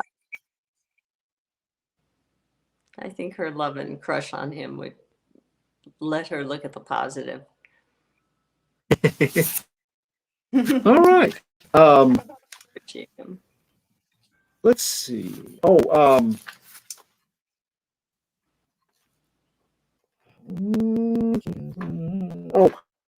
I know. When you were filming, and I know that it's hard to tell sometimes. This is a personal question I've had for years, though. I know it's hard to tell where you were in Canada filming, and so you may have done some lot scenes elsewhere, and it all looks like the same place, but it's not. There was a contest, and two kids won, where they could clip out things in the comics and send it in. It was a Smallville scene, at least one of them. They are two football players. And I remember when I saw the movie first run, I was like, why are they staring at the camera? Everybody else is putting away their felmets, and they come along right and look at the camera, and then they run off. So these two fellows, and so they were on set somewhere. Was this something? Did you ever meet them? Did they ever present them as these are our contest winners who are doing a cameo to be in the movie? No, I never knew that. I mean, maybe I did, but I don't remember it. That's funny. If you look back at the scene, you can see everybody is running, and they put their stuff on the bench, and the coaches told them to come in, and they're running on into the school, and two guys kind of near the end of the line, they did the same thing, but then they both turned to the camera. You know, the only way they could have drawn more attention to themselves was to go and run off. That's funny. I'll look out for that. That's funny. Okay. Like when you find the mistake in the. And it was very quick, but I knew about the contest, and I was kind of looking for it, and I'm like, it's got to be. You can look those things up more easily, and I'm like, yes, it's them. Along the same line, you in the small heavyweight veteran actors, Glenn Ford and Phyllis Thaxter, as Jonathan and Martha Kent. And I wondered, did you get to deal with them any? Did you get to meet them? Yes. With them any? I can't remember. I think it was Glenn Ford, not Gene Hackman, that had to cancel his wedding. We were up there for a long time, and they were waiting for the sun to be in the perfect place. They were waiting for a sunny day, so they went up north to film some icy things, and we were just sitting up there for a month, and I got some jobs, and they wouldn't let me leave to do the jobs. So it was weird. We were just sitting up there bored, but well, it's Smallville, so there's not a lot going on. He had to change his date of his wedding. I can't remember if it was Gene Hackman or Glenn Ford. Ford had to change the date of their wedding because they were stuck up there too, waiting for the perfect light, which it was. And I had one take in my close-up because the light was going. It was magic hour, and we were losing the sun, so I had one take. That bummed me out.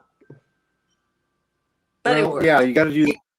And it worked. I mean, it's a very memorable part. And at the time, because I was a Lana Lang fan, I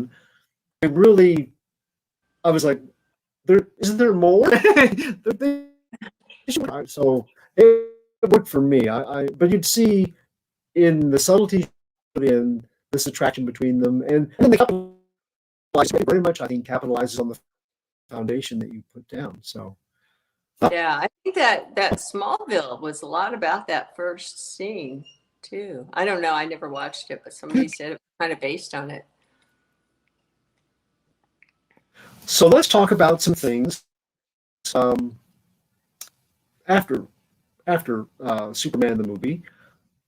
If you could go back in time to immediately after that movie came out and tell young you from a perspective some advice, what would you say to that person after having been in this blockbuster motion picture for her future? Stop taking drugs. Solid advice. I Okay. was kind of a mess at that point after that for a few years. So, but I was also working really hard in theater. So, but I think that I don't think drugs in your 20s is a good idea. In your late 20s. I was around a lot of rock and roll, and I was in kind of that kind of scene. So it was prevalent. And sometimes nothing challenges us like success. And you definitely had a taste of success, and you know, sometimes that can test you just as much as failure, I think. And Phoenix Sisters agrees. I think Hollywood can do that with a lot of young actors, unfortunately. Yes. Yeah, I think what really got me in trouble was I had been acting and I hadn't been in school. And so my mother quit my career and got a divorce at the same time. And I hadn't been among peers. I'd been private tutored on the set for 4 or 5 years. So then to get into a peer group, you know, smoking weed, it just, I don't know, that just happened. And also, you know, I was an outsider, and the rug had been pulled out from under me. That was the craft of acting was always really meaningful to me. I mean, I'm obviously an artist. I write, I paint, I do acting, and that's, to me, is survival. I have to survive.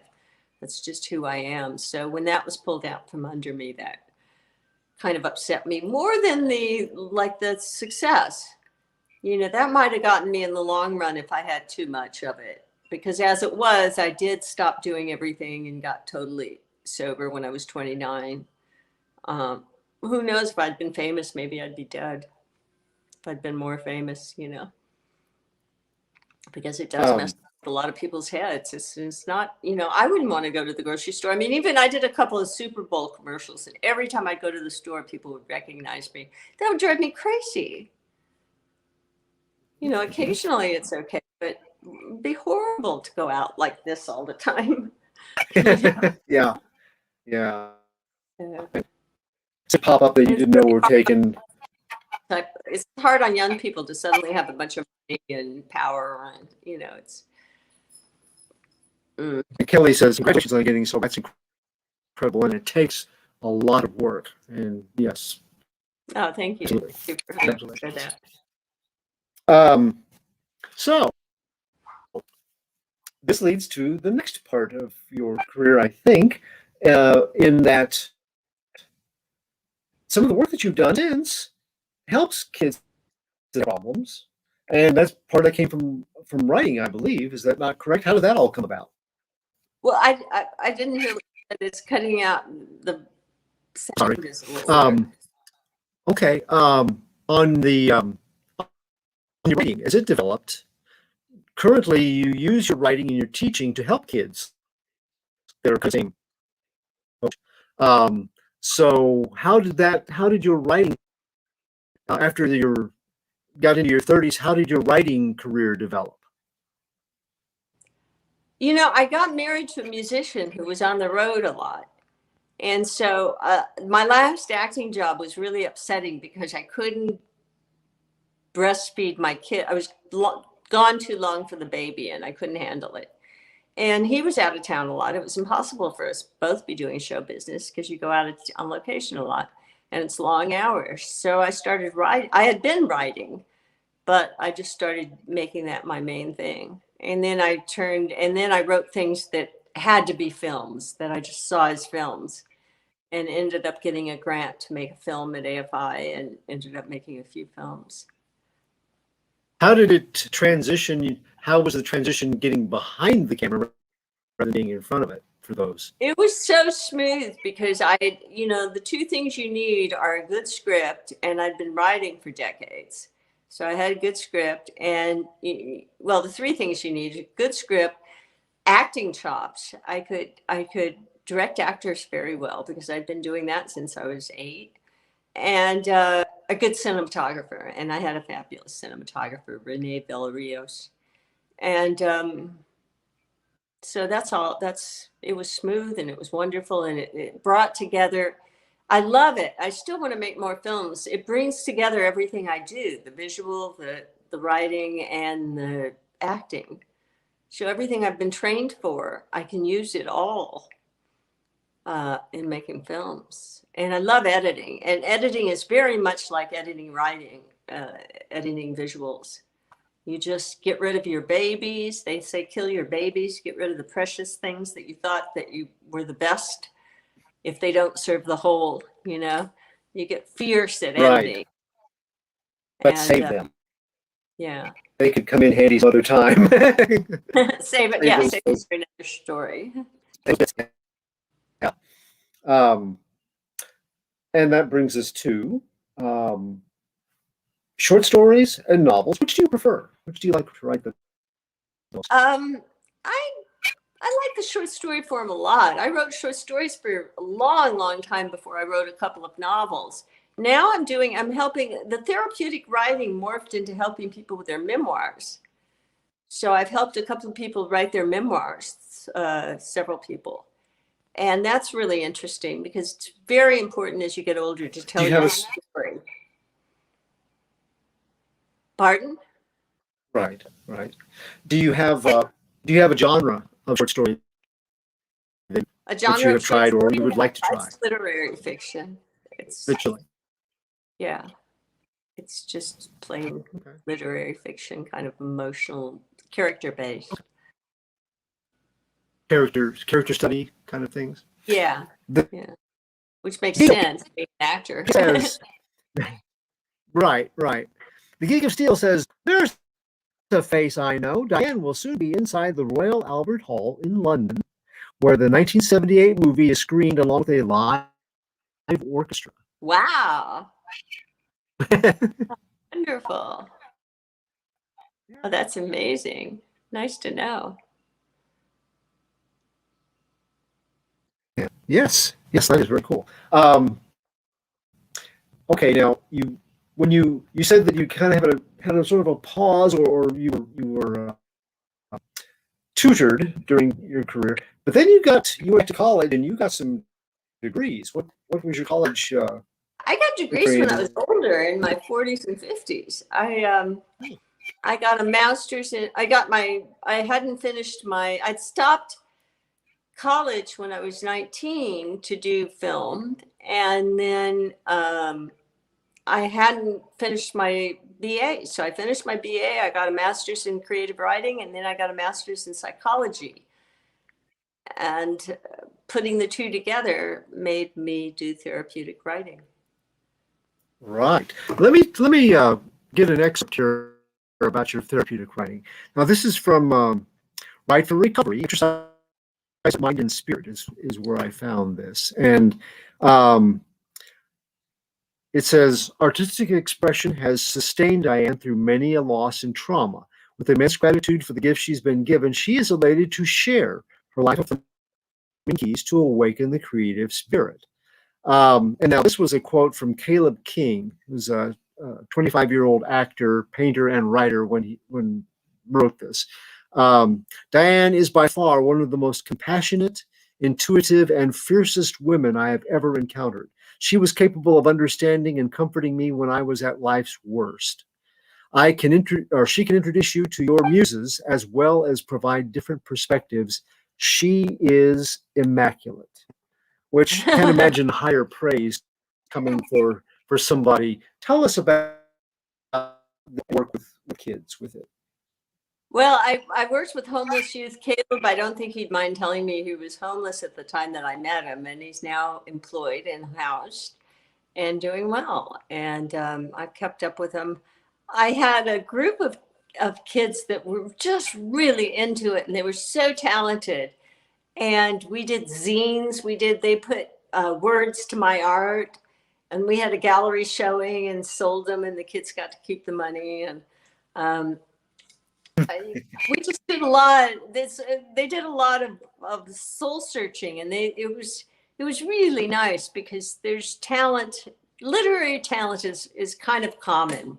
It's just a matter of getting in touch with it and having somebody help guide you. because everybody, a lot of people have talent. So it was really fun to see those kids blossom, and they're all housed. One of them has twins now. I don't know about that, but unfortunately, I can't be there now. It's shut down since the pandemic. They still feed the kids, but they don't have the arts programs. So I'm now you even taught starting to do it at senior citizen homes, so they can tell their stories. Because it's a very important. I learned in gerontology that a very important part of developmental task of older people is to formulate their stories so they make sense of their lives. So it speaks well for the entire focus you had. That it is applicable in so many stages of life for different end results. Yes. Bravo, bravo. So you even taught in prisons, haven't you? I couldn't hear you at all. I'm sorry. You've even taught in prisons, haven't you? Yes. Yeah. And that was really something too. Oh my God. Stories those kids would tell. There was one kid who, he was an orphan and he was in Mexico, and he was taking care of his grandmother, and I don't know, he was 3 or 5, but his story was about how he had to sell gum and newspapers in traffic. And his focus was on being so short that he was scared he was going to get hit by a car. It was just just the most precious stories, and the way that the kids open up to it and are responsive. It's something I keep doing and volunteering to do because it's so fulfilling to see people respond to it. I mean, I do one-on-one, which, I get paid to do it too, but I also volunteer in organizations. Right. So, and you talked about going to senior living centers for these sorts of things. What future thing are you planning, writing, or hoping to do, or all three of the above? Oh, I want to do another art show. I need to get back to painting. I haven't been doing that. I'm finishing a memoir of a woman named Jane Book, who's a fashion designer, and she also used to have a rock band, and she was married to Rod Stewart's guitar player, and she just has a fascinating history in life. Mick Jagger sang happy birthday to her for her 16th birthday. And she has a lot of fun stories. It's kind of Hollywood, but she's real smart, and it's real fun to work with her. So I'm doing that. I have a film I want to do called Starving in Malibu, from a short story I wrote that you can find in a magazine called The Scream Online. .com. It's called Starving in Malibu. It's a story I'm really proud of, and I'm going to make a film out of that. So those are my goals. I think that's the question. You're cutting in and out when you ask questions, so I'm kind of waiting. I'm sorry. No, you covered it perfectly. Okay. The other, to go back for just a moment to the book, what are some of the exercise? Just give us an example of the exercises in the Writing for Therapy. I've read over a few of them, and I'm like, these are awesome. So could you share just a sample of what one of those might be like an exercise? They're all different. Some of them are like free association. Like I throw out a word, car, you write down the first car that comes to your mind and describe it. And then or a word or something in the house of a grandmother or other relative. Everybody has something like that. And it always starts like a long story. She had the National Geographic, she had the candy with the, she had the little Tchotchkes. Right. And it always starts, so things like that kick people off. And then I have more little complex one, like pretend you could give anything from nature to someone. You could give them a sunset or bolt of lightning or a wave, and tell why you would choose that person to give it to you and what it feels like to give it. And that can be an exercise in like forgiveness, because you can do a person that you're angry at. And once you give them a gift, and feel like why you're giving them. It sort of helps process that a little.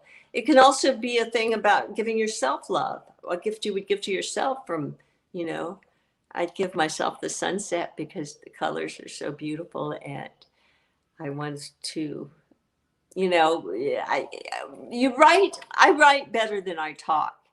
So things come out that surprise you. And that's what's fun about the exercises. I try to make them to where they do bypass the intellect. So you surprise yourself with what you write. Okay, I'm going to sneak one of the things, and I'm going to turn it to you this time. You have a superpower. What superpower would you want, and how would you use it initially, and what might you fear about it? What might I feel about it? What superpower that you would like to have, how you would use it initially, and what might scare you about that power? I'd like to read people's minds. Oh no. Okay. Just so I know what is going on. Because, and I would be scared of that because I don't know if I want to know. I would like somebody to kind of censor it. Go through and Kelly, I can read your mind. You're thinking about your next meal. I just know it. Are you thinking about ice cream, Kelly? I don't know. So we are running short on time. I think we fielded all of our questions. So are there any things that we didn't cover that you'd like to talk about? Oh, she's always thinking about ice cream. I got a bunch of chats, but I don't know if I push them if I'll disappear or not. So I'm scared to push what they are. I've been looking over here at the posed questions, and I think,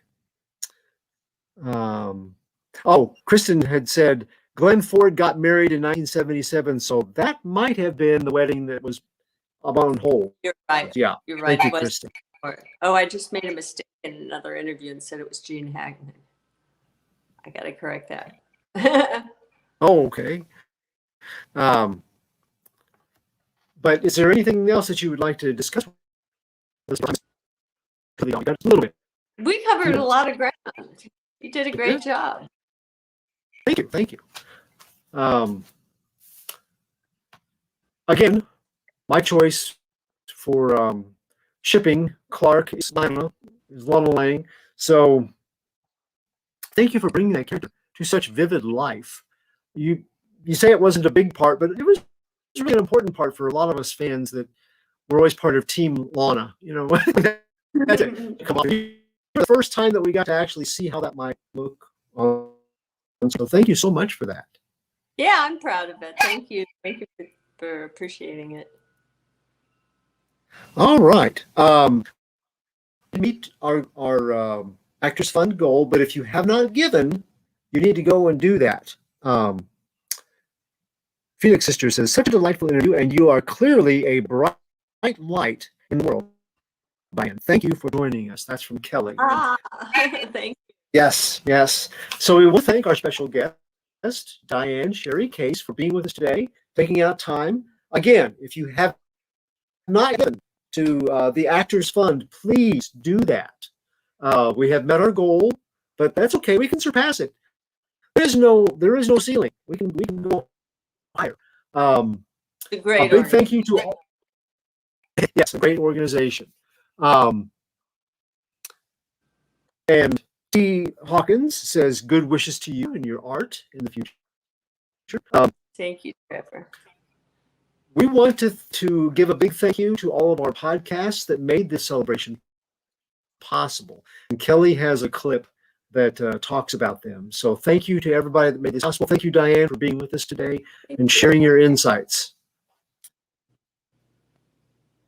All right. This convention is also a fundraiser for the Actors Fund.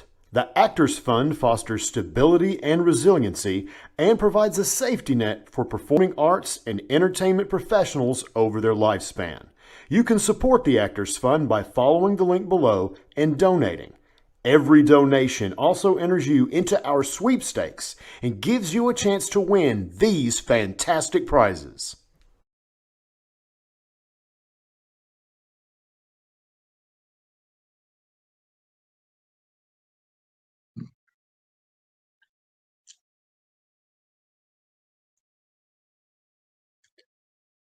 I'm not live, am I?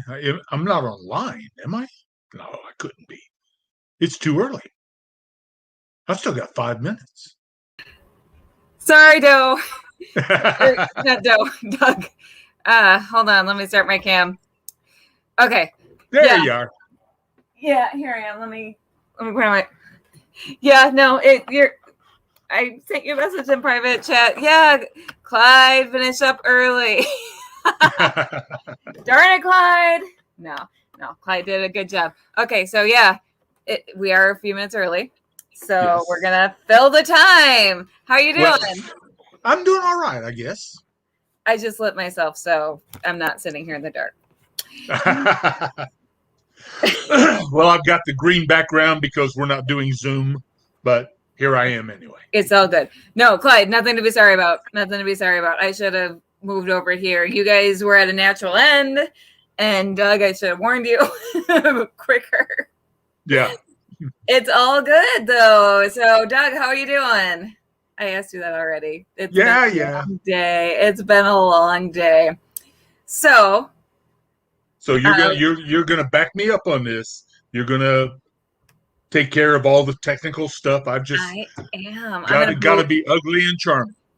I'm gonna be ugly and charming. You could never be ugly. I'm gonna be a puppeteer pulling the strings in the background, but until Christine shows up, I'm going to be on screen. So let's just talk about, again, I'm so excited that we met our goal and surpassed it. And yeah, you absolutely. saw the chat, right? Right. So we're at 1,020. Thank you to everyone who has donated. Thank you to our guests. A lot of our guests, I don't know if we've made this clear, but a lot of our guests have kind of also been talking about the Actors Fund and how it's important to them. A lot of them signed on specifically because this was a fundraiser for the Actors Fund. It's important to them because they've either benefited from it or known someone in the industry who benefited from it. And like I keep saying, this last year has been so hard, and I spent a lot of time watching comfort movies and TV. I know you probably have too. Oh, and I see someone in the green room. Hello, Christine. All right, so everyone's sick of me by now.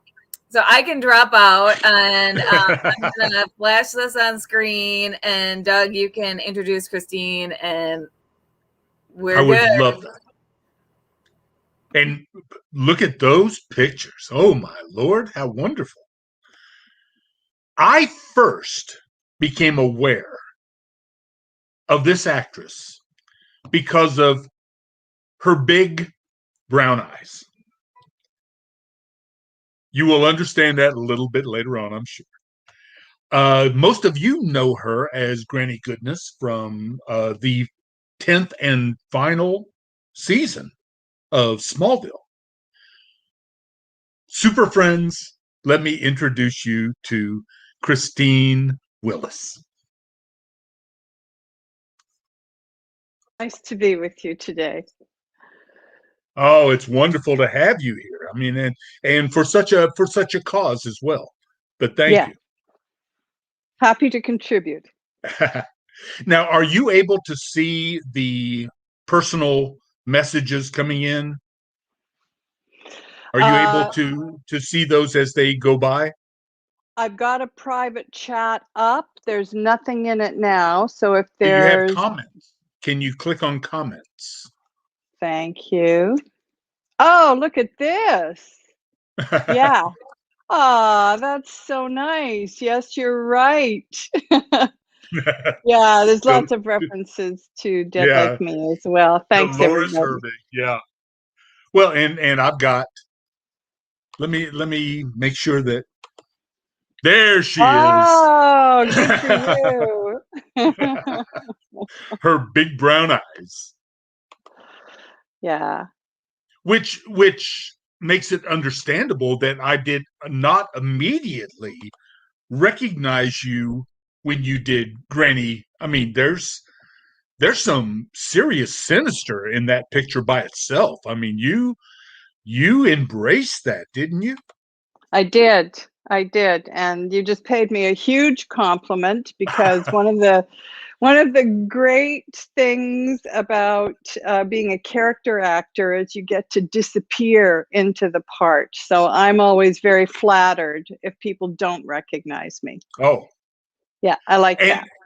and what limited acting I've done, but with everybody that I've talked to, playing the bad guy, playing the villain, that's meaty. That's so much fun. Did you find that as well? I did. Uh, I did a lot of research before I had the privilege of playing Granny Goodness, because I wasn't a comic book reader. My brothers were, but I didn't know where she came from. And for all the fans, you can imagine it was a bit of a shock when my agent called and said I was up for a supervillain at my age.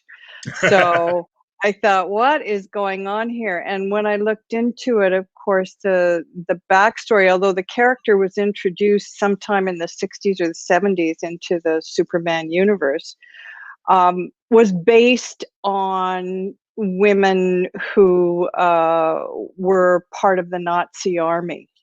Oh, And so that was very interesting. And so that led me into what everybody says, which is a villain doesn't think they're the villain. right. That's true. I mean, the villain pretty much says, if you just do things my way, everything would be perfect. That's Just right. trust me. Do what I Yeah. say. Yeah. And you share a distinction with Ed Asner. Were you aware of that? Oh, no, I'm not. That's another high praise. I've been an admirer of Mr. Asner for many years. Ed Asner raised his voice level a little bit and voiced Granny Goodness on the Superman Adventures of Superman animated series. So Fantastic. you share a character with Mr. Ed. Honored. Yeah. Yeah. We have let me make sure here. Wow, that's so lovely. Look at this. There's one there. I was surprised when you were on Trick or Treat. That is a Right. Halloween staple. Yeah. Yeah. Yeah. And that was also a ton of fun to do in a very different way.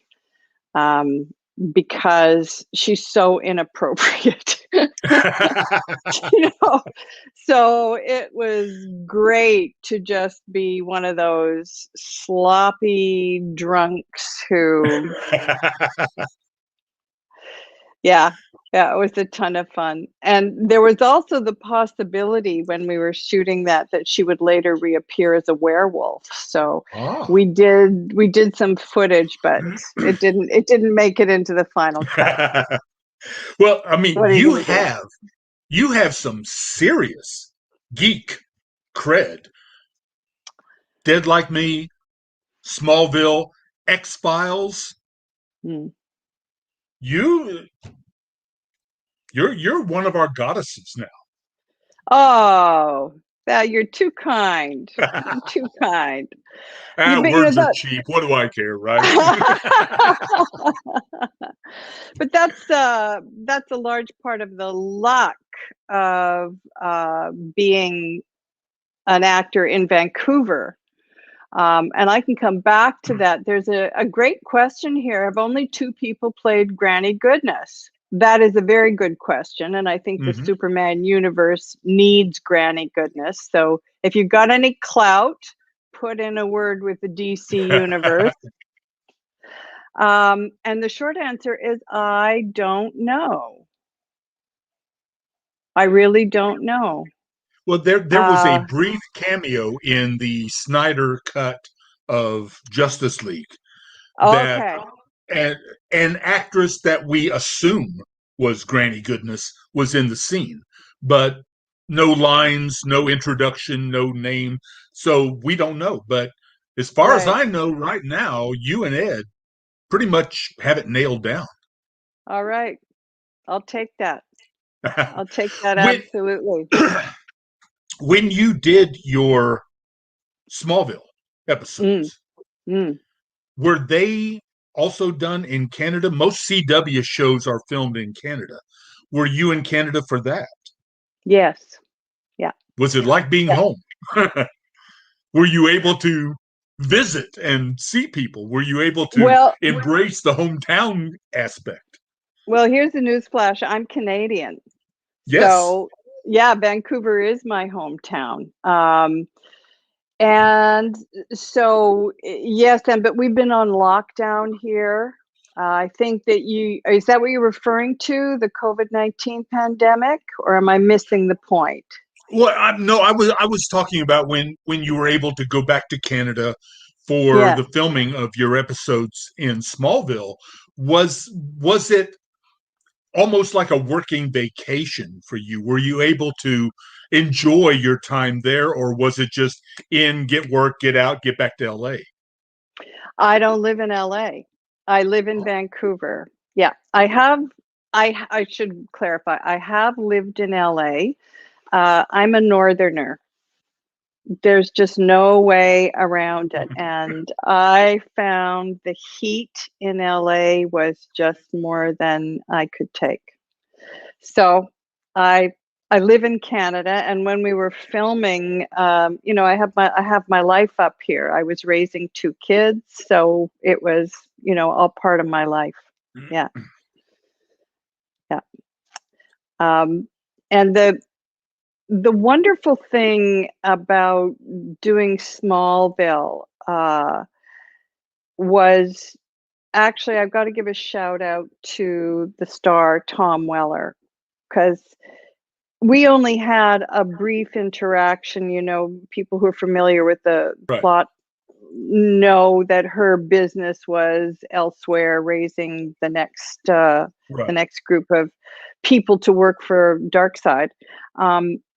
But he was honest and direct and welcoming, and he, after the first rehearsal, he said, "Well, that's very convincing," just sort of to the air, not necessarily to me. And I thought that's very terrific, because he's under no obligation to do anything like that. So it's little things like that that set the tone on a set that make an experience remarkable. Especially since most of your scenes with him, you were torturing him. Yeah. Tormenting him. You were breaking him down, trying to kill him. Yeah. And he was a producer at that point, so yeah.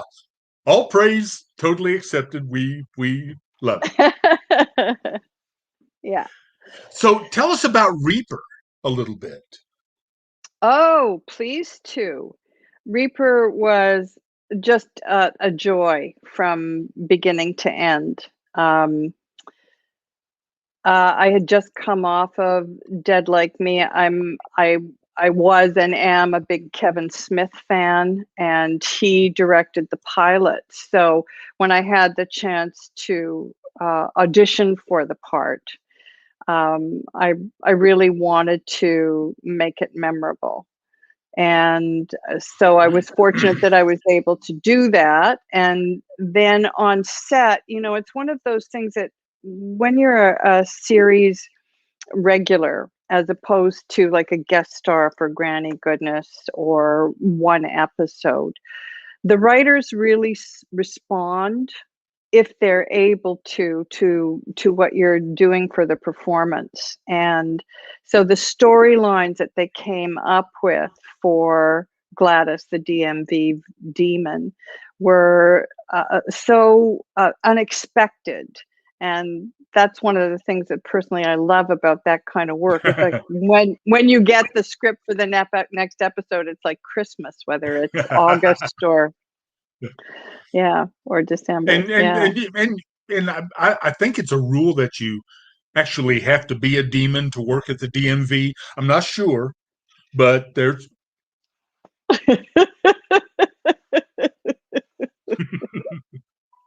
yeah. Well, there's my daughter right there saying, geek goddess. But Oh, one of her favorite questions to ask in Q&As, because we've done this together a lot, is practical jokers. Now, I don't know between X-Files, Dead Like Me, Trick or Treat. I mean, with all of those, there had to be one practical joker that sticks in your mind. Can you tell us anything about that?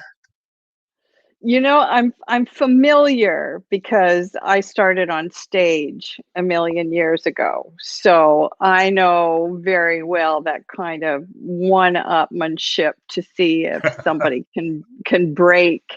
And so,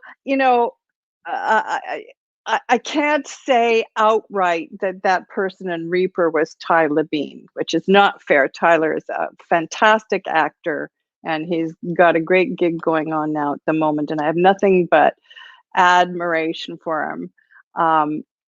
And when we did the episode where Gladys makes his character fall in love with her, or in a dream, it was a dream sequence. I suppose really I've got to out myself, because in the script it said that the character took off her shirt, and remember this is a dream sequence, and had on some kind of lingerie. And at the time I was a woman in my 50s, so it was clear it was there for comedy. And when I went for the costume fitting, there was nothing. And I thought, well, that's odd. Have they cut it and not told me, or what's going on here? And I just happened to own a bright red bra. So the day of shooting, we do the rehearsal and then we shoot, and I went for it. I stripped off my shirt, and there I was in my red bra. And nobody expected it. So me, it has to be me. Yeah. But then, Tyler and I, he's such a great improviser. Then it became a kind of, the play got really hard to see how far we could go. Yeah. Yes, I love that Ray has played a devil and a priest in Psych as well. Yeah. Practical jokers on the Smallville set. Well, we were the baddies. I was in with little kids, and there my job was to say to them, this is all play, and I'm going to be really scary, but then the director's going to say cut, and it will all be over. And one of the young women she was a child at the time, who played one of the children I've worked with a couple of times. Allie, she's just she's killing it on a new Netflix series, the name of which will escape me, and I'll have to come back to it. She also played my granddaughter on The Gourmet Detective. Wow! So that's kind of fun when so there's a relationship. I mean, there's a definite relationship there. Yeah. And it came from, taking the time to say to her, and somebody has she talked about that? Has she, as an adult, talked about the time that you two worked together when she was a child? Yes. When we first worked together, she reminded me, because of course she wasn't a child anymore. By then she was a young teen, and she'd grown considerably. And also I was curious, being a mother myself, I just wanted to make sure that as a young child she could work with such dark material and it wouldn't wouldn't be scary at all. Yeah. Yeah. That's always concerned me about very, very young actors Yeah. dealing with, going all the way back to The Exorcist, worrying about how does that affect, So yeah, I totally understand that. That's Yeah. and you talked about that. Yeah. Yeah. And now she's on Firefly Lane as and she's just doing a wonderful, wonderful job. Yeah, she's a lovely young performer now. And I see somebody said money's on Callum. I would put my money on Callum too. for being the on-set Joker. Yeah. I just you didn't missed happen to see Rosenbaum. much of it. From everything I've talked to and read, I've met Michael Rosenbaum, who was Lex Luthor on Smallville. Right. We've met and talked and Q&A'd a couple of times. He was pretty much probably the biggest practical Joker on the set, but he had already moved on by the time your season came along. Yeah, that's right. That's right. Yeah, like I said, so the company that you keep on set, right? And so with the supervillains in Smallville, I didn't see much about it. I didn't see much practical joking. I just saw really professional people who'd been doing it for a long time and still took the responsibility to tell the story well, seriously. And that's great. That was the 10th year. I mean, they pretty much had it figured out, I guess. I think so. I think they did. Yeah, I think they did. Can you talk to us a little bit about the X-Files? Because you had a recurring part on X-Files in the early years. Yeah, well, that's another example of, depending on the work you bring, writers will respond to it if they can. And I've got a real soft spot in my heart for the work I did with Gillian Anderson, because that was my first experience with an actual role on a TV series. I said I started on stage. Yeah. Right. I started on stage. So segueing into that, and the Vancouver film industry was just starting. So X-Files was really one of the first that had many opportunities for local actors. And I wasn't sure about it because I hadn't done it much and didn't know what was going on. So I really learned a lot from her, even at the very young age she was in. I think it was the second season of X-Files was the first time I played. She was much younger than most of us realized at the time. Yeah. Because she came off very mature. She came off, in charge. But she was like early 20s, I think. Yeah. Very she was. 20s. And she was so impressive to me, actor to actor, in the rehearsal, that I realized that I had to really step up and bring my A game and treat it as I would treat Shakespeare. I had to really get serious very fast to meet the level of commitment she was bringing. Yeah. But again, it was the plot line. She'd gone through a specific trauma and she needed someone to talk to. And I think we had one other conversation, and then the storyline moved on. Yeah. It was one thing that I did in the field, but yeah, very, very happy to have had that experience and to be inspired. Yeah. Mm-hmm. You've done so much of the supernatural genre of TV shows and films. Are you a fan of? Are you a geek? I guess is what we all want to know. Are you a geek? Are you one of us? Do you embrace it? That's such a great question, and I'm somewhat shamefaced about having to admit I'm not a sci-fi geek. I'm an acting geek. Yeah. I'm a real acting Yeah. geek. Oh, yeah. Theater geeks are totally true. Yeah. Right?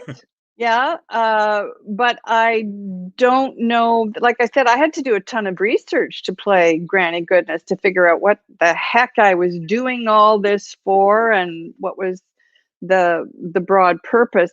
I certainly knew about Kryptonite and Superman. As I said, my brothers read the comics, but I didn't follow it. And there's been so much of it, and I do watch a ton of television. So I would say I've been won over, maybe not so much with the science fiction part, but the supernatural part. Right. You know, shows like True Blood, which I was a huge fan of, and really made the whole vampire story, for example, very real. It was an adult take on vampires as opposed to Twilight, teenage angst, all of that. I enjoyed True Blood from these are grown-ups. We're not dealing with high school and prom right now. We're dealing with real stuff right now. That's right. Yeah. Were you a Supernatural fan? The TV show Supernatural, which was also filmed in Canada for 15 years. Right. Yes, it was. No, but again, a fan of the set. I did a guest star very like the 12th season or something. And, so professional, and they knew exactly what they were doing, and they made it very easy to move into that world. So, my guilty pleasures are shows like Outlander, where there's this sort of historical time travel component. Yeah, I always enjoy those. Yeah. That's where I'm geeky. Aside from acting, a lot of people might not realize that you also have produced and directed. You've stepped out of the actor's role and taken a more productive standpoint. Right. Yeah. Do you enjoy those out of the camera, off the screen assignments? Do you enjoy producing and directing? I don't direct much. I find it it's a big job. Primarily, didn't you? Yeah, I've directed on stage, not film and television. I've always felt hampered, because I did start on stage, and the mysteries of the camera and all the technical equipment, I've never really mastered. So I produced a short, one of the producers on a short advocacy film. And what I really learned is how much work it is, how much grunt work it is. There's nothing sexy about being a producer, when you have to make sure the truck is there at the right time, and you've got enough people to load in or load out, and where is the food, and all of that kind of stuff. So I like those shoes. Move that tree. Yeah, right. But what I do enjoy is coaching. I only have a few clients because, again, I'm quite painstaking, and I don't have the ability to move quickly through the density of what's possible with a script, but certainly breaking down scripts and working with actors to find what they can really connect to when they're playing is something that I really enjoy. I'm a retired teacher, so I can totally identify. Yeah, 32 years in elementary school. I'm still got the hair. I mean, is the lacing all right? I mean, it looks good. Yeah, all right. But yes, Bravo. Bravo. being able to work with people and impart, that has to be huge for you. That's got to be fulfilling for you. Yeah, it is. You know, a lot of acting work is, you know, you're working by yourself. You're hired to prepare as much as you can. Now you hit the set and the director might say, well, can you adjust this or can you adjust that? But you're expected to hit the set, good to go. And you do that work on your own. All the other people, the creative team are doing their piece of the puzzle, yeah? And it can get quite lonely, again, because I started in theater where everybody does all of that kind of Right. acting work together. So yeah, it's been Yeah. been lovely. Yeah. Because in theater, you end up handling your own props sometimes, your own costumes, your own makeup. It's a Yeah. community. It's Yeah. a conjoined Yeah. being. Yeah. Yeah. And Tell us about a typical day filming, though. Okay. Yeah, and I wanted to emphasize it is a team on a film set as well. Right. It just organized a little differently, and yeah. So a typical day on a film set is you arrive at what's called the circus, whether that is on location or in a studio. That's a series of trailers, and you're given a room where your costume's hanging, you change, you go visit the hair and makeup people, and they do their magic. And then it's a question of when you will be called to set. So you might be waiting for quite a while, or you might be called to set immediately. And so one of the challenges of being an actor for film and television is learning how to manage your energy levels, right? Right. If you hit the set and you're very, very, or say hit the circus and you're very, very excited, and all that energy gets used up just because you're excited about being on a film set, and is gone when 4 hours later you have to finally produce, you know, you're in trouble. Yeah. I think they used to call that leaving your fight in the locker room. Yeah, Something like I like that. Can I steal that? Yeah, that's Take good. it. It's yours. Thank you. Somebody's got a great joke here. Film shooting can definitely be a circus. That is the voice of experience right there. Yeah. Well, this is not Superman related, but I'm also a big Monkees fan. The 60s TV show and music group, the Monkees. Huge Monkees fan. And their second season. Yeah. After Monkey Mania had hit and they couldn't do anything, they were locked. But they were also incredibly young.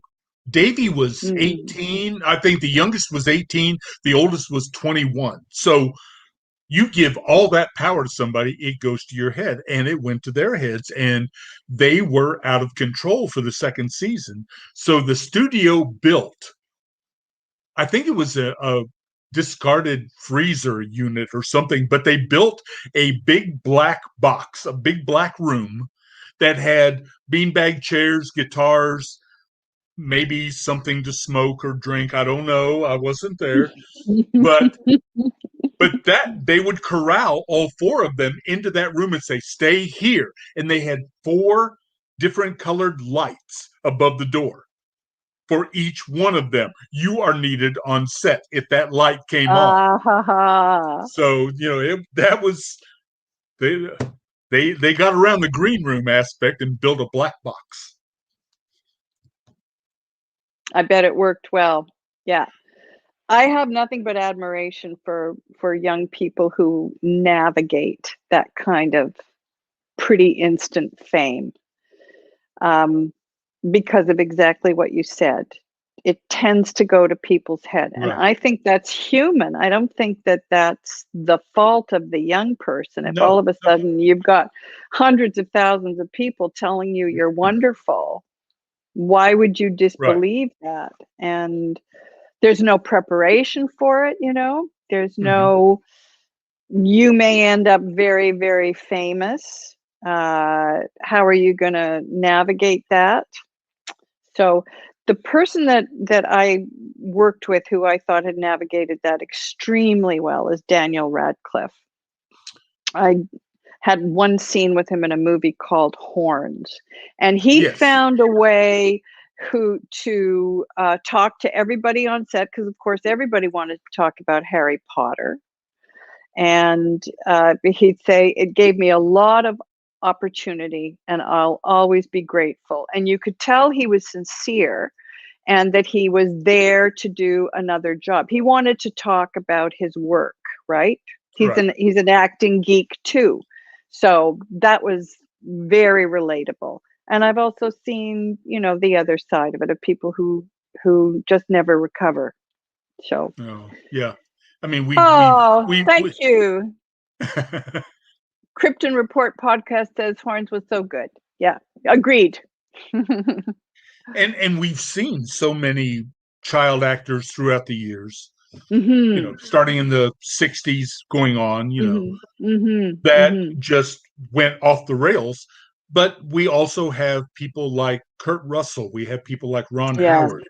We have, you know, Yeah. people who have taken that and built on it. So people who blame the industry, I think, are way off the beam. That it's not the industry, it's the personality. It's who you are. It's how you're raised. It's the structure of your life that makes that distinction.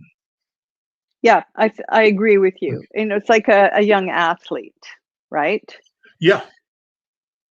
As long as they've got exactly what you said, they're being raised in a strong environment, and I think it really helps if they're reminded that they're a human being, right? Not just an Right. actor, a human Right. being. Yeah.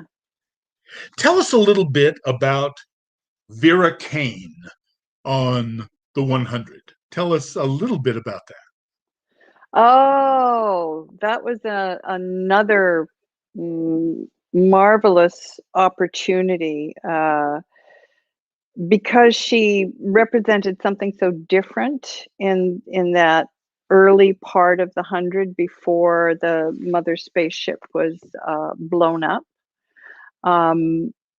And so that was really challenging, to bring a certain moral code into a world that was falling into chaos, you know, and where it was very easy to lose your way.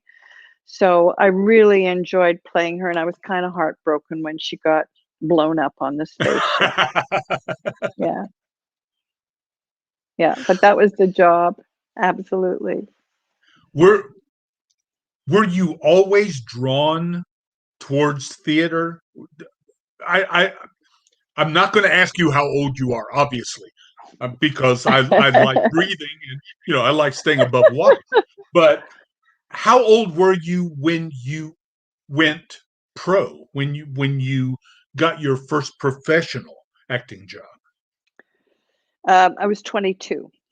By that point, I had started in my teens and being through a 4-year university training program. Yeah. So you did theater in college as well? Yeah. Yeah, I did. Yeah. Yeah. We learned so much in college theater, don't you? Oh, I think so. I think so. You take a look at all of the people who, even if they don't stay in acting or performing, and the skills that you learn, right? And I think those can also be applied somewhat to film sets. Again, the teamwork, Right. That you have to recognize that you can't do anything by yourself. You have to work with other people to accomplish something, even if you're doing something that is largely under your own energy, like being a writer. There's a lot of actors who segue into Yeah. writing. Yeah. Yeah. And doing something for love, Yes. I would say. Yeah. And everybody knows the phrase "the show must goes on." The show must go on. But once you've worked in theater, you really understand. I cannot miss this. I have to be there. The show must go on. Yeah. I remember doing summer stock. I was doing Fiddler on the Roof in summer stock, and we were dark 3 nights in a row, which I thought, great. I'm going to fly home to Ohio. I'm going to see some old friends. I'll be back. And of course, the former girlfriend that I was staying with said, "Oh, I know a shortcut to the airport." Oh No, no. she didn't. Oh And no.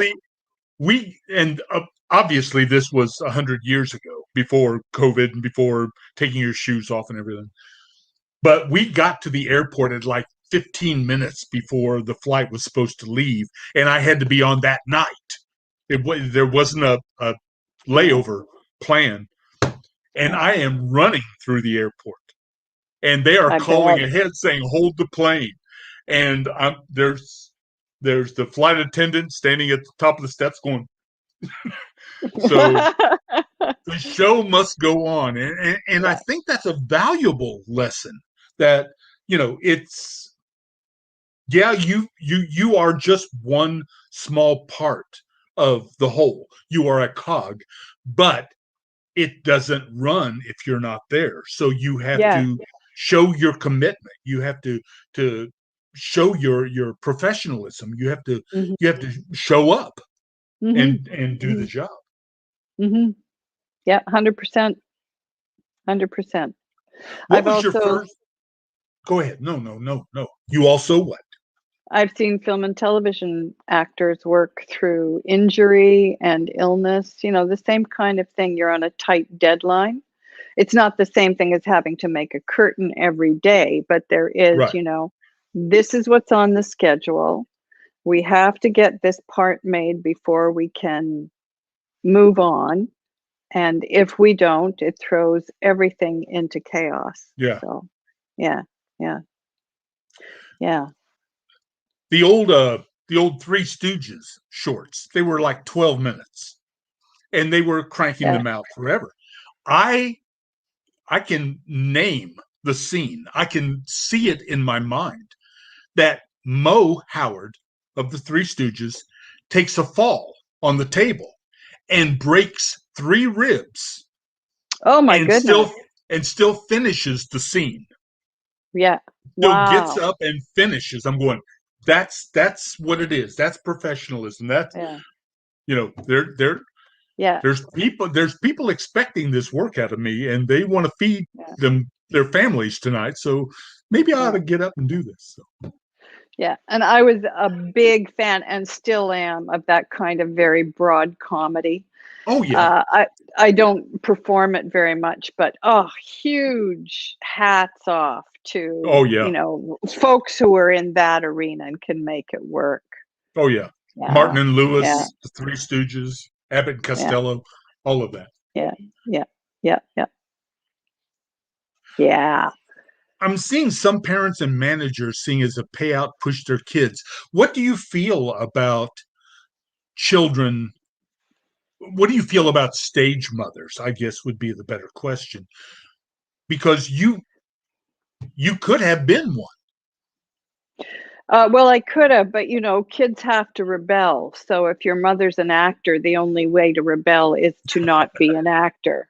Be a critic. Not doing that. No, not doing that. Not Right. interested in that at all. Well, have I you think. dealt with stage mothers? Oh, sure. Yeah, yeah. And I will say that the mothers that I've dealt with have always put their children's interest in performing first, right? That's what I've seen. I think a lot of mothers get a bad rap, and I can see the point that the person is making. There are some parents, sometimes the mother, sometimes the father, who live out their dreams of wanting to be an actor through their kids. Yeah, the same way that happens in sports or Right. in business, right? I think because some child actors, anyway, are very visible. And so if there is a fault line in the support for the kid and it's more about the parents, that again becomes very public. But I haven't seen a ton of that. I've seen Oh, good. parents really, really working to support their children's dreams. So in Yeah. that sense, it's no different from having a kid who really wants to be a gymnast, or who really wants to play football or soccer, or who really wants to be a musician. You know, have you seen those 3 young girls in California whose parents all work in the music industry, and they've got a hit called Racist Sexist Boy? They're like Oh. 11 or 12.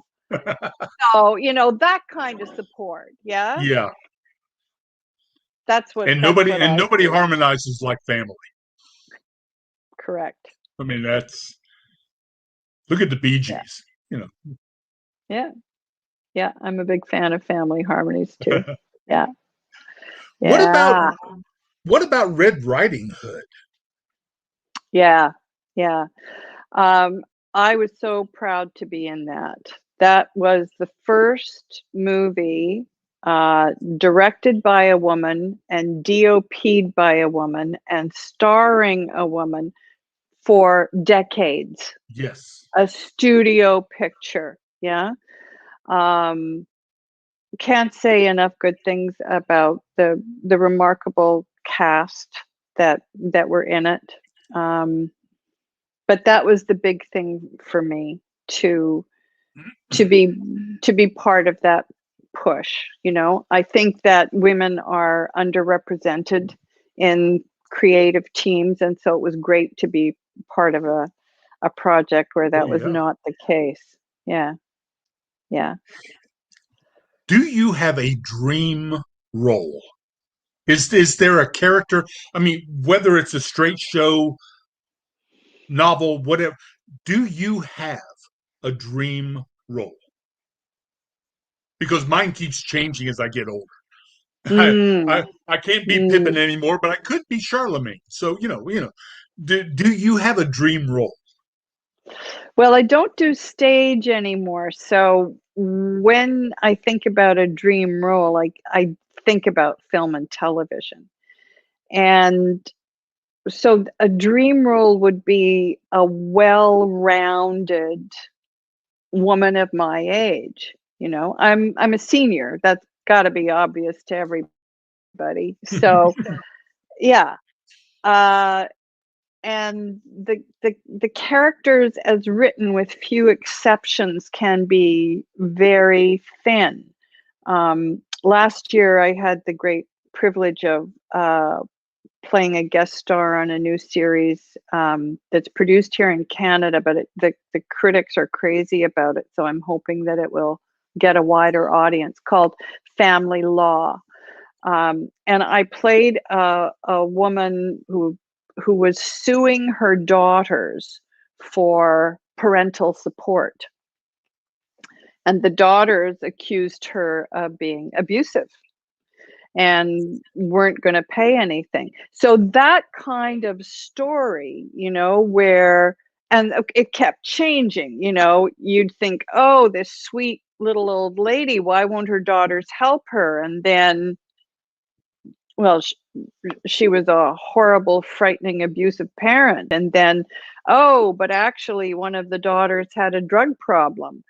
And oh, the mother tried to help her. It kept twisting and turning like that. So there's an example of a role The that I type, found. right? Yeah, very challenging, three-dimensional, and I find that they're rare for senior women artists.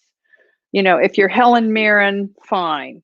But if you're like me, if you're like a working stiff, you know, you tend to get really thin material. So I would say that's the dream. Well, I know I'm older than you are, but I'm also not out there trying to make a living as a working actor. So you have one. I'm looking at a note over here. I don't know anything about Oh, the Jesse Richardson Theater Award. I'm not familiar with that. Can you tell us a little bit about that? oh, Because you've sure, won please. 3 of them. Well, I don't know how it is in the States, but I imagine it's similar here in Canada. Every larger city that has a professional, creative workforce, industry, theater, film and television, whatever it is, has their own awards. So, like I know in New York, there's a New York Critics Award, and I'm sure in a great theater town like Chicago, there's theater awards that are just for Chicago. And so that's theater awards here in Vancouver that were named for a pioneer. Vancouver, Canada, artists in Canada couldn't stay in Canada and make a living. Um, I think it was about 50 or 60 years ago. You know, the States has that great tradition of wonderful, wonderful stage actors who would tour all Mhm. across the States and sometimes come up to Canada. But there just wasn't enough of a population. There wasn't Right. enough work. Yeah.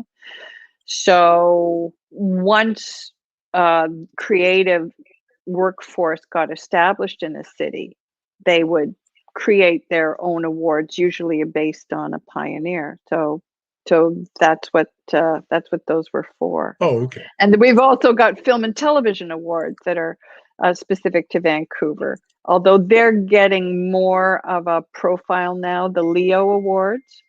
Sorry about that. I hope that didn't come in on your end. Where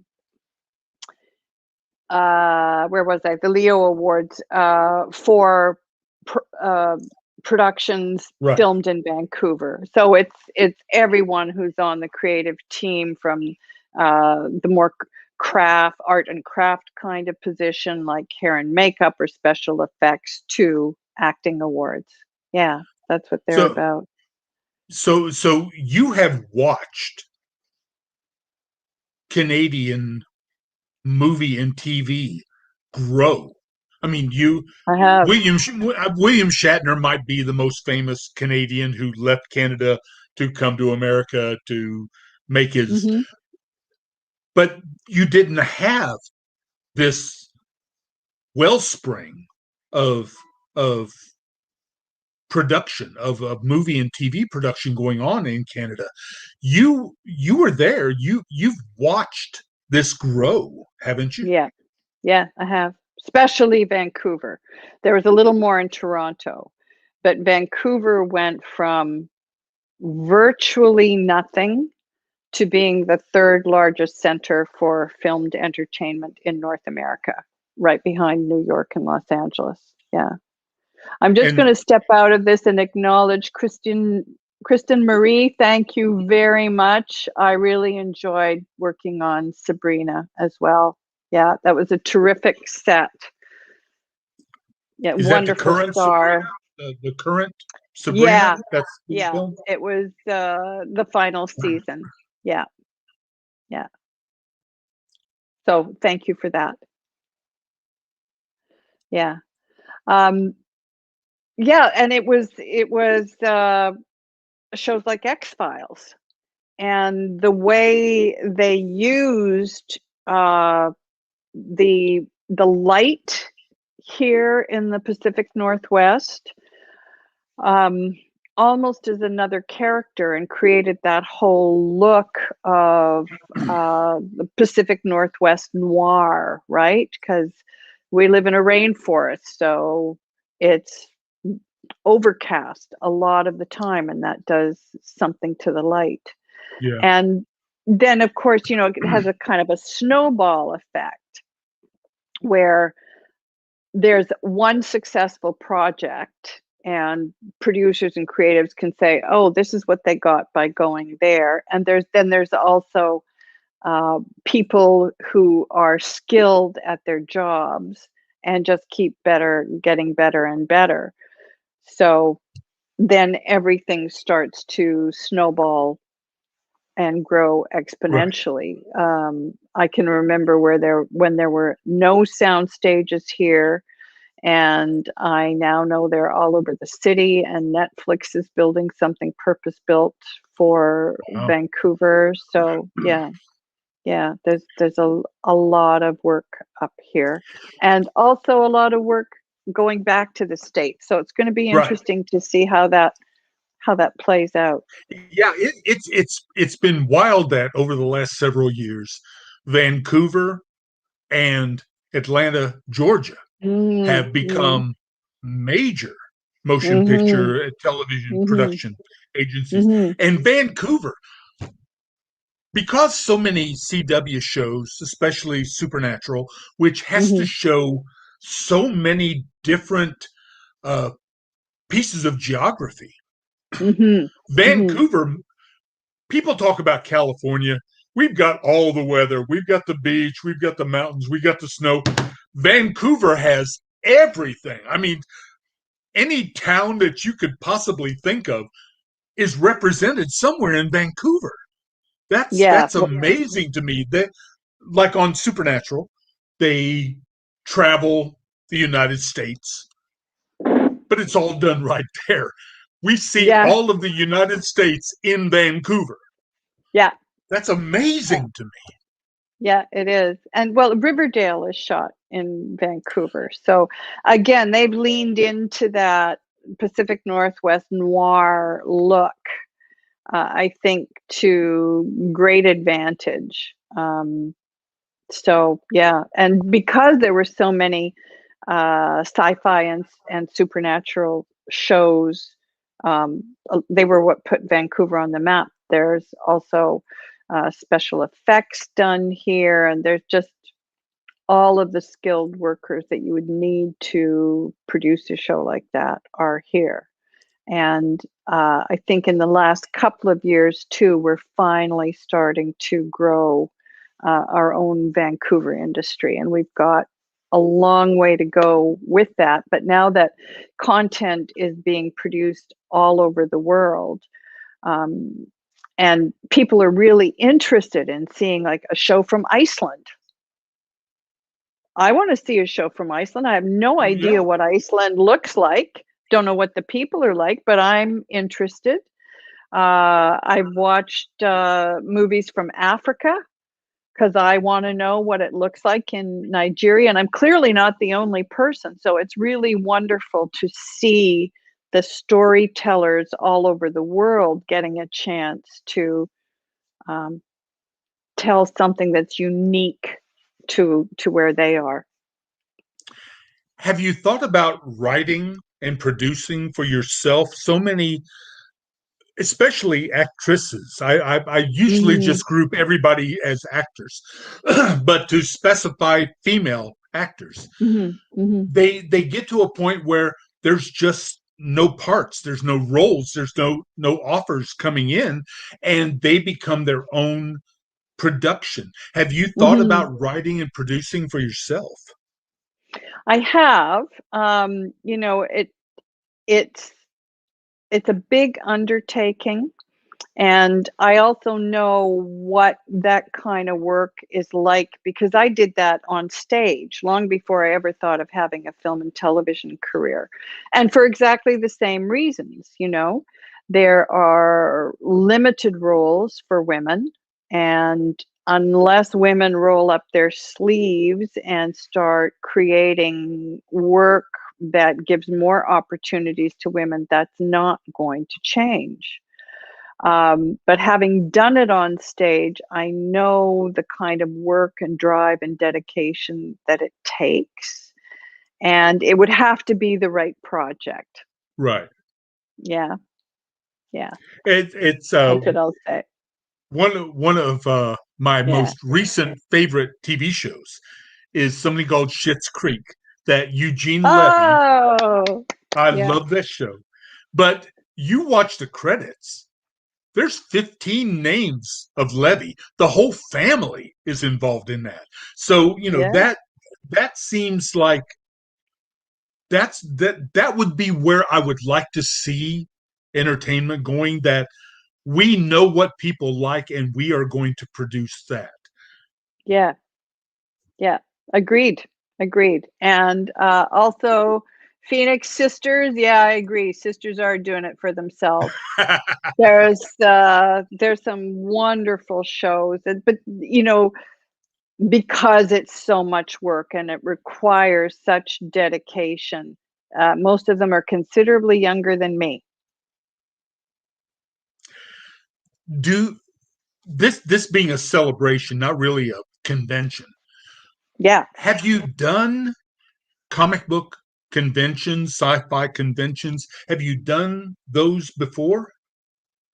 I've done a couple. The one in Vancouver. That's where I've been a couple of times, and really the warmth of the fans was absolutely overwhelming at that point. And so this is a big shout out to all the fans. I'm a pretty private person, so I don't often get a chance to say thank you to people who watch my work. So I want to say thank you. Thank you for inviting me into your living room uninvited. Well, that seems like the perfect place to bring this to a close. You have been wonderful. Thank you so much for sharing with us. We wish you all the best in every possible way. Thank you so much. And it's a great thing you all are doing, and blessings to everyone. It was a pleasure to be here. Thank you so much. All right. Bye, everybody. Bye-bye.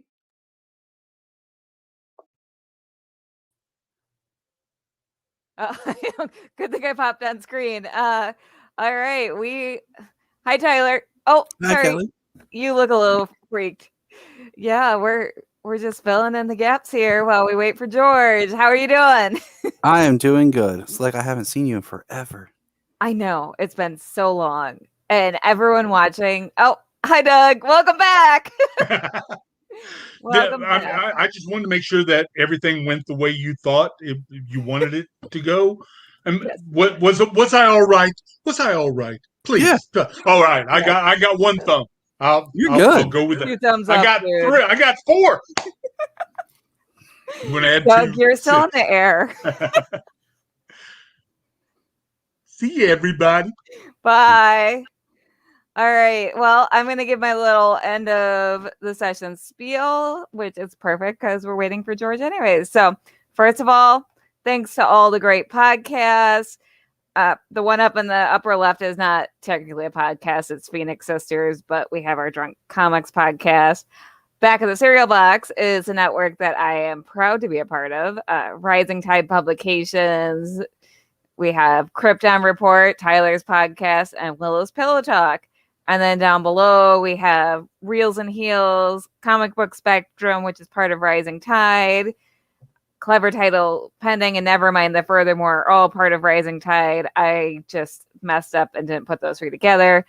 The Adventures of Podcasts and Something Something Dragons. Thank you to all of those podcasts for getting the word out.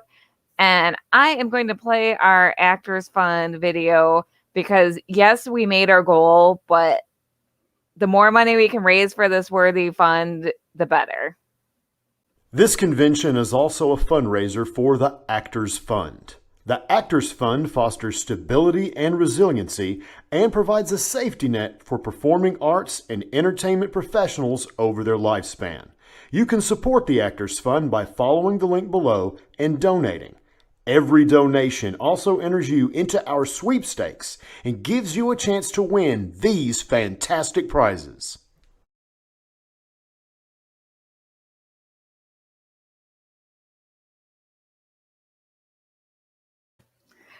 Excellent. And I don't think I've said his name on air, so I just want to give a big shout out to Zach Pencil, who designed our logo. So I know I mentioned him, or I linked to him early on, but thank you, Zach, if you're out there. And I see our guest in the green room. So let me just pop up our banner, and just in case any of you tuning in didn't know, we're about to talk with Superman himself. So let's bring him in. Hello, George. How you doing? Hi, George. Good. Good. See ya. Thank you so much for being here. You're welcome. Is the connection okay? Yeah, Yes, I can hear you well. Okay, good. I'm gonna turn your mic up a little bit, but otherwise your connection is just fine. There's no feedback or Okay. anything. Okay, good. All right. So how are you doing tonight? I'm doing fine. Where are you guys located? I'm in I am- Ohio. I'm talking Okay. over you. I am in Wisconsin. Oh, okay. I'm in the birthplace of Superman. Oh, nice. Well, technically a little south of it because it's in Cleveland, Little but south. Okay. close Gotcha. enough. Perfect. What about you, George? Are you out in California? Yeah, about Los Angeles. Yep. I'm in my little booth here, my little recording booth, and yeah, just doing a little bit of work and joining you guys for a little snack here.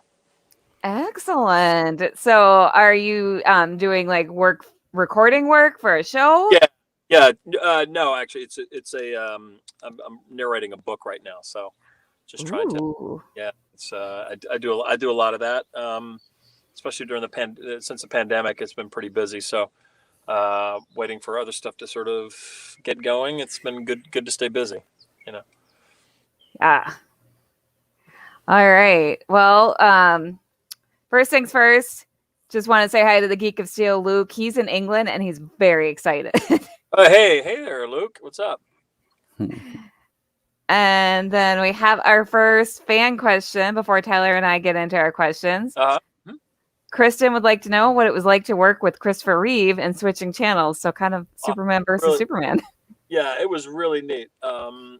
I did this movie when I first came to LA, and Superman, the live action movie, had just sort of, well, not just, but several years before, and I was a huge fan of his. And when I got this part in this movie, it was a big deal. Kathleen Turner and Burt Reynolds, and it was going to be Michael Caine, but then he couldn't do it, and then Burt Reynolds and blah blah blah. But Burt Reynolds was a huge movie star at the time, so it was really fun. But Chris Reeve, all my stuff was with Chris Reeve, and so I spent 2 months, hanging out in Toronto and Chicago, and going out to dinner and hanging out, and it was just surreal and really really fun. But I did, at the time, if you'd told me that I was going to voice Superman, that many years later, I'd have said what?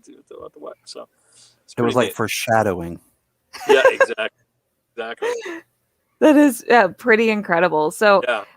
how did you get the role of Superman in the Justice League animated series? Can you talk a little about that process? It was just an audition like any other audition. It could have been it was just what was up that day, and usually you go to these auditions and you don't count on getting any of them. So I didn't put much stock into it. I just went and did my thing and walked out the door, and then got a call later that I'd gotten it, and so I was like, "Whoa, okay, cool." But I didn't really understand. I'd known Tim Daly. I didn't even know I was replacing Tim Daly. I was a little clueless as to what this was all about. Because the less I invest in these meetings, the better my mental health, because I just don't know the outcome. So didn't know much about it. I just know, oh, this is animated. This the part of Superman I thought it was a one-off, you know.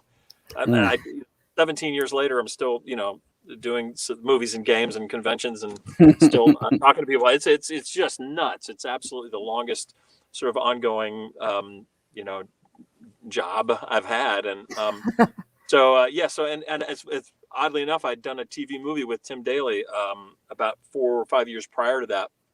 And then I bumped into him on the set of Private Practice, I don't know, 6, 7 years after that. And I said, hey, man, I'm so gled you weren't available. And he said, God, yeah, I know, my God, I didn't know I was going to keep going. So it's funny. I've you know, kind of known all this, my previous Supermans, you know, live action. That is cool. Another, yeah. So. And I'm just going to show your Superman resume on screen. Yeah. Tyler made this graphic for us. Oh, cool. It's impressive. That's fun. That's really, really fun. It's interesting just how many versions of the character you've got to play. And you know, going through this study, Kelly and I did a panel earlier. We talked about the different voice actors of Superman, and we talked just about like looking at your resume. I think you've done it more than anybody in various projects. I think I have. I've just sort of been sort of longest guy standing, you know. And different video games and then went off movies and then the series and then Justice League Unlimited and then the convention. It's weird, and the whole convention thing has been a whole other life. But you know, for the pandemic, it was just starting to really get revved up, and I guess it's going to come back here again soon. But it's amazing. It's a whole other extension of not just me, but the other characters and all the other animated things that people, you know, get to meet fans and whatnot. It's really been cool and fun to travel these different places and meet people. You know. We have a fan question here that we're going to kind of spin off of. Oops, here we go. It's, you know, it says, how was voicing Superman on the Batman different from Justice League Unlimited? And no different. With that, with that in mind, I feel like other than the Injustice Superman, did you kind of feel like you were voicing the same version of Superman, or were you adapting anything differently per project? Not really. The only difference in some of these jobs has been style, I guess. Excuse me. It's been style, and it is, you know, video game stuff is a little different, and the one-off movies, it's a little more you take your time and you sort of land things a little differently, sort of a different energy level. The games are just different than all of it. You know, it's much more hyped up and little bite-sized bits of energy, and you know, the longer, more narrative forms are a little more relaxed and I don't know, more realistic, if that sounds right. Makes sense. And this actually spins into a question on our list, our personal list. Is obviously Injustice was such a much darker take on the character. So how did you approach this darker characterization, and was it kind of a fun challenge? Yeah, it always is. I mean, I've spent my career doing either really good guys or really bad guys. It's really funny. I mean, this sort of late in my, sorry, I shouldn't say late in my career, but this latter part of my career, I get to play an assassin for 7 years on this series on ABC. Ooh. I mean, he couldn't have been a worse guy. I mean, he's like dismembered people, you know. And then, you know, played ultimate good guys as like Superman and Father of the Bride and other things like that. But so doing the sort of the injusticeness of it all, I guess it's fun to sort of kind of have for actors to get to play a little darker note. You know, it's a little more interesting in some respects because we're not all one thing anyway. It would make us all really boring, you know. This is sort of off the subject. I just saw this thing on Netflix by Bo Burnham, you know, the YouTube guy called Inside. I don't know if you guys happen to see that. It's in my queue. Yeah. Well, oh my God, I just saw it today, and I was so blown away by this guy who I thought was this one thing. Speaking of, you know, sort of different aspects of somebody, he's like, wow, this guy is a fully complicated individual, and I think that's to be able to show yourself as an actor in those ways is what you want to try to do. I don't know that I necessarily did it with Superman, honestly, but but just that's the impulse of most actors to get to explore those other parts of them, parts of themselves. So. I agree. So just want to show Luke showing his appreciation for how big a part of the Superman mythology you are. And thank you. I think he speaks for all of us. It's been an honor. I'll tell you, it's been an honor and a pleasure because very rarely do you get to do things that you get to connect with folks and have them sort of tell you how much your voicing meant to them as a kid and as they've grown up, and especially with Netflix and these sort of binging availability of folks have been new fans that have come up who had discovered it as an adult and continue on that I've met. So it's really been an honor, especially with an iconic character like that. It's all the whole world knows the Superman franchise from the 1930s till now, depending on how old somebody is. It's, I just got lucky to fill his shoes for this limited amount of time, which has just been a gas, I mean, so my wife and I were preparing notes and stuff, and we were talking about, because we watch all the different stuff with our kids. Yeah. And earlier today we got to talk with Jason J. Lewis, who had done Superman for Justice League Action. And we were talking about like our favorite voice of Superman. I was like, I think everyone comes down to George and Tim. Oh. and my wife was like, well, which one do you prefer? And I paused and I thought about it and I said, I'm going to say George. Oh, and I said, he delivered some of my favorite lines as Superman. And just like to highlight a couple points. You. Oh, you were very welcome. And I say this with all sincerity. Just like, revisiting some of the stuff, like your performance in For the Man Who Has Everything. Right. I love that. I love that episode. So good. Episode. Great writing. And now, great writing. As a parent, my son is 6 and my daughter is 4. Mm-hmm. Watching that episode now is even more emotional.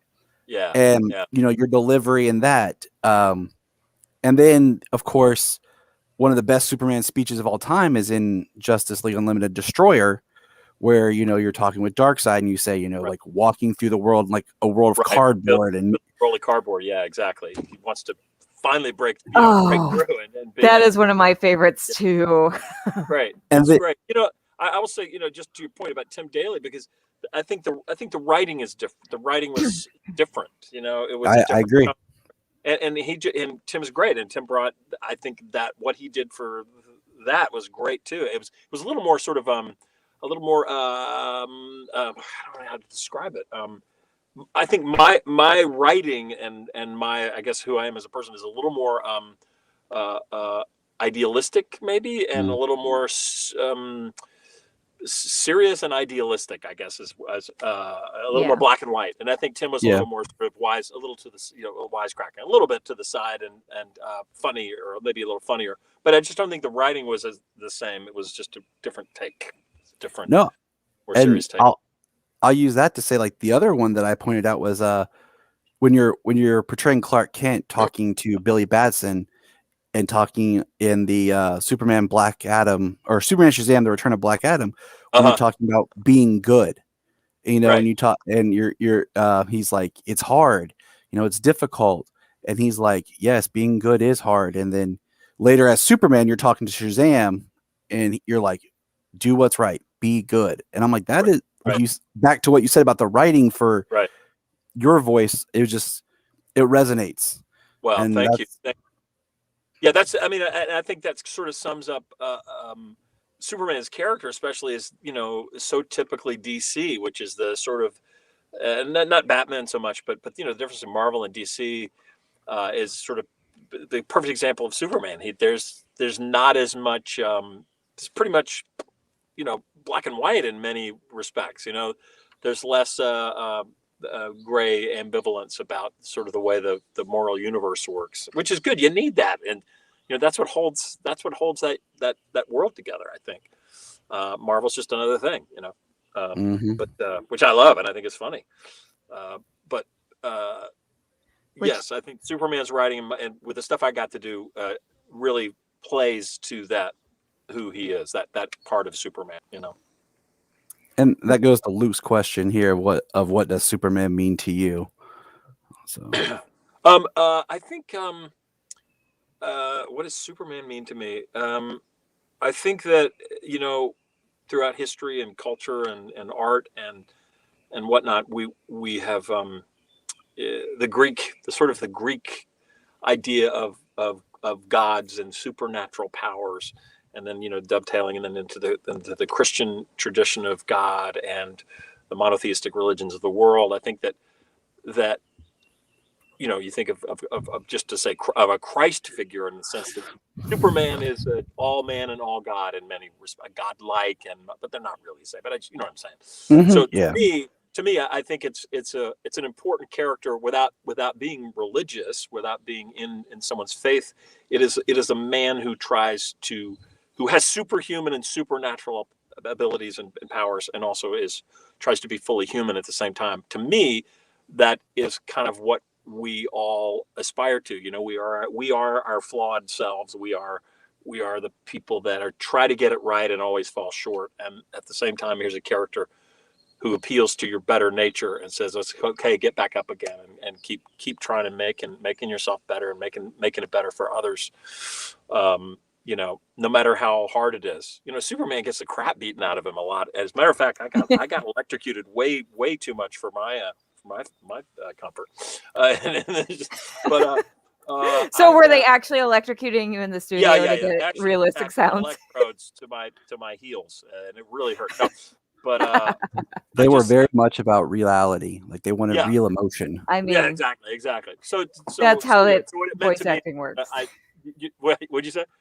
That's how voice acting works, right? Exactly. It's like a shock and reward, you know, like the rats in the experiment. But anyway, that's what it means to me. Just that I relate to it in that sort of dualistic way that Superman is written, you know. Luke says a perfect answer. Thank you so much, sir. I agree. You're So before we do any more comment questions, I have my own question. So how did you prepare for the role of Superman? Did you read any comics or watch anything? No, I didn't really prepare too intensely, other than the fact that you know, I was familiar with comic books. I'd read a fair amount of comic books when I was a kid, but I wasn't really a big Superman comic book guy. I didn't really follow us. It's more like into Mad Magazine and Cracked Magazine, and like I loved Archie and Richie Rich, and for whatever reason, that was just my years at camp. You know, I would just read comic books. But I think that in terms of preparation, the only person I could think of was my big brother, who was an Eagle Scout. He's an orthopedic surgeon. He's 4 years older than me, and he was just sort of the leader of our family, and he was like always kind of had a better way to tie a knot and a better way to sort of think about packing the car, and you know. And so I looked up to him, and I just thought, well, how would my brother Gordon kind of talk to these people? You know, Superman had all these long speeches where he was speechifying about a lot of stuff. So I just tried to get in that Boy Scout frame, you know, a lot of the time. So that was the extent of my preparation, really. I mean, Superman is the big blue Boy Scout. That's He really is. Yeah. Very accurate. No, I have a question. We'll go ahead and you can answer Kristen's here real quick.